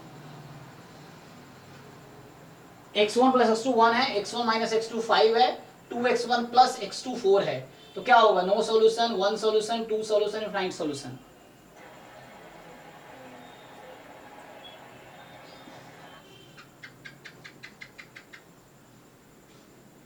देखो मुश्किल नहीं है, जो रूल है ना वो जनरल है, कोई दिक्कत नहीं है, तो ये जो रूल है कॉलम है, आपको ध्यान रखना है। तो रूल जनरल भी है, सो कोई दिक्कत नहीं है। देखो यहाँ पे आप लोग, सो 1 1 1 माइनस 1 2 1 1 5 4, ट्राई करो तुम लोग, देखो क्या होगा। So what is rank of A alone? This is rank A alone, ठीक है ना।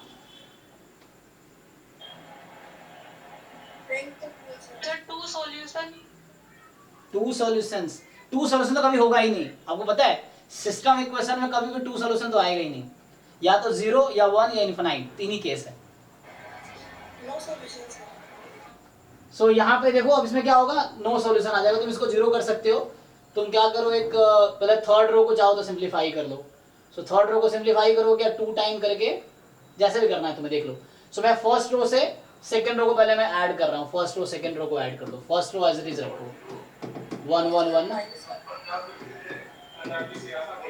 और इसको मैं 0 बना देता हूँ, घटा दो तुम, ठीक है। 1 0 और 3। देखो अब इससे थोड़ा और सिंप्लीफाई करोगे तो 1 1 1 रहने दो, इसको घटा दो, तो ये हो जाएगा 1 0 6 और ये हो जाएगा 0 0 कितना, कोई भी ले लो, 3 ले लो या -3 ले लो, जैसे तुम्हें समझ आ रहा है, -3 ले लो, ठीक है। अब समझो ये सिर्फ ए की रैंक कितनी है, ए की रैंक सिर्फ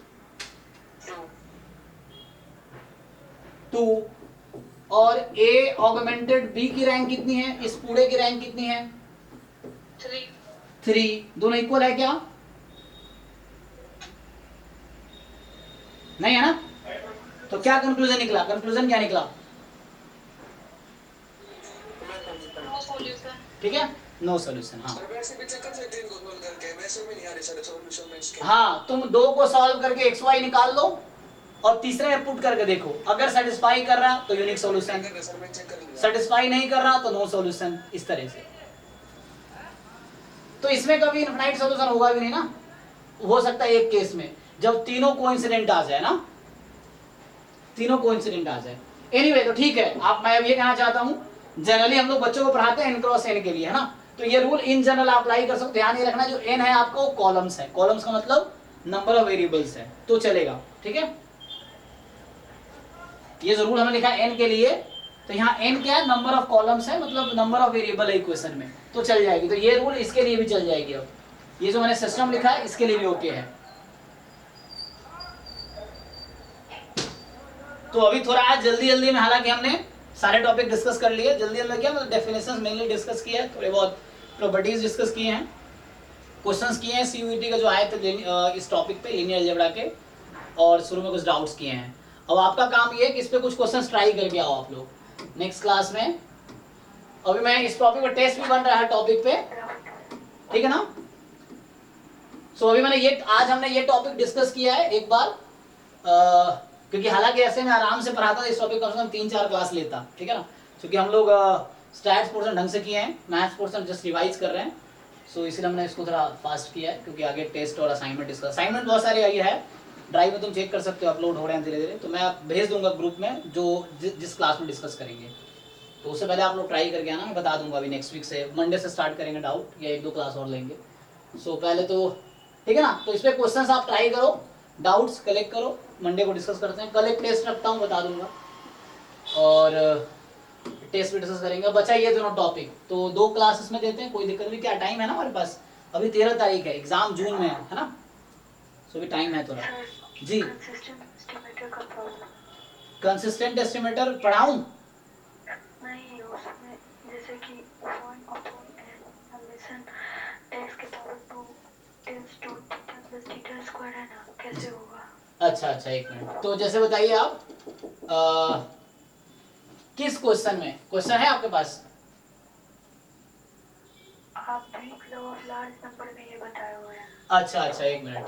सो weak law of large number ये कहता है कि आपके पास एक रैंडम सैंपल है, तो जो x बार है that will converge in probability to ex। अब ex जिसके भी इक्वल आएगा उस क्वांटिटी का ये consistent estimator, x bar is consistent estimator of ex। और अगर ex आपका थीटा प्लस थीटा स्क्वायर आता है मान लीजिए, तो ये थीटा प्लस थीटा स्क्वायर का कंसिस्टेंट एस्टिमेटर x बार है, ठीक है। अगर Ex सिर्फ थीटा आता है तो सिर्फ थीटा का कंसिस्टेंट एस्टिमेटर है, क्योंकि ये weak law of large number कहता है, और ये कन्वर्जेंस इन प्रोबेबिलिटी जो है डेफिनेशन है कंसिस्टेंट एस्टिमेटर होने के लिए। क्लियर है कि नहीं? No sir. क्या क्लियर नहीं है, थोड़ा और बताओ तो मुझे समझ आए। सर जैसे इसमें आप बोले हैं ना 1/n समेशन x के स्क्वायर है। अच्छा एक minute 1/n summation xi square, इसकी बात कर रहे हो। So this converges in probability to ex square, यस। अब ये जिसके भी इक्वल आएगा ना, अगर ये थीटा प्लस थीटा स्क्वायर आ रहा है तो दिस क्वांटिटी इज, ये जो है this is consistent estimator of ex square, यस। क्या डाउट है इसमें? थीटा स्क्वायर कैसे आ रहा है? वो डिस्ट्रीब्यूशन दिया होगा हमें, वो जो क्वेश्चन जहां बताया होगा मैंने, वो बच्चा क्वेश्चन दिया होगा तो उस क्वेश्चन में आया होगा, तब बात किया होगा मैंने, ठीक है। सर वो सिग्मा स्क्वायर प्लस एक्स का होल स्क्वायर जैसे भी जो होता है। हाँ वही एक्चुअली क्या है, जैसे मान लो एग्जांपल के तौर में बता देता हूँ, अगर कोई डिस्ट्रीब्यूशन रहा होगा नॉर्मल थीटा थीटा, मान लो इस तरह से, या थीटा कॉमा थीटा स्क्वायर, या थीटा इधर से थीटा कॉमा थीटा है, ठीक है। तो इसमें आप ex स्क्वायर फाइंड करो, कितना आएगा? I think theta square plus theta है ना, ये नॉर्मल थीटा कॉमा थीटा है। तो मान लो आपका सैंपल जो है इस पॉपुलेशन से लिया गया है, नॉर्मल थीटा थीटा से, तो हमारा जो weak law of large number कहता है कि 1/n summation xi square will converge in probability ex square, और उस केस में मेरा ex स्क्वायर ये quantity theta plus theta square है। तो वो डिस्ट्रीब्यूशन पे डिपेंड करेगा ex क्या आएगा। जिस क्वेश्चन में, जिस वीडियो में बता रखा हूँ, वो उस क्वेश्चन में एक्चुअली जो क्वेश्चन बच्चा पूछा होगा ना, उसमें ex स्क्वायर की वैल्यू ये आई होगी, तो इसलिए मैंने बोला होगा कि ये क्वांटिटी कंसिस्टेंट एस्टिमेटर है इसका, ठीक है। अभी डाउट है पूछो, और क्वेश्चन पूछो, समझ आएगा। No sir. मतलब क्लियर हुआ कि नहीं जो बताने तुम पूछना चाह रहे थे, यस सर। है ना। सो जैसे ये एक पॉपुलेशन एग्जांपल दिया मैंने, तो इस पॉपुलेशन के लिए this estimator is consistent estimator for this quantity because ex square इसके इक्वल आएगा। और ये हमेशा नहीं होगा, ये हमेशा नहीं होगा, ये पॉपुलेशन पे डिपेंड करेगा कि उस क्वेश्चन में पॉपुलेशन क्या है। अगर ये इक्वल है थीटा क्यूब के मान लो, तो थीटा क्यूब का ये कंसिस्टेंट एस्टिमेटर उस क्वेश्चन में है, तो पर्टिकुलर क्वेश्चन पे डिपेंड करेगा कि ये किसका कंसिस्टेंट एस्टिमेटर है, इसकी जो वैल्यू आएगी। तो जो मैं क्वेश्चन बात किया था उस वीडियो में, वो ये वैल्यू आई होगी, जैसे ये एग्जांपल दिया मैंने, तो इसीलिए हमने बोला होगा कि this is consistent estimator of this, ठीक। चलिए थैंक यू सर। चलिए ठीक है, थैंक यू। और डाउट्स होगा तो परसों करते हैं, कल एक टेस्ट रखते हैं, टाइम पूछ लूंगा ग्रुप में मैं। सो ठीक है, चलो थैंक यू, मिलते हैं नेक्स्ट क्लास में।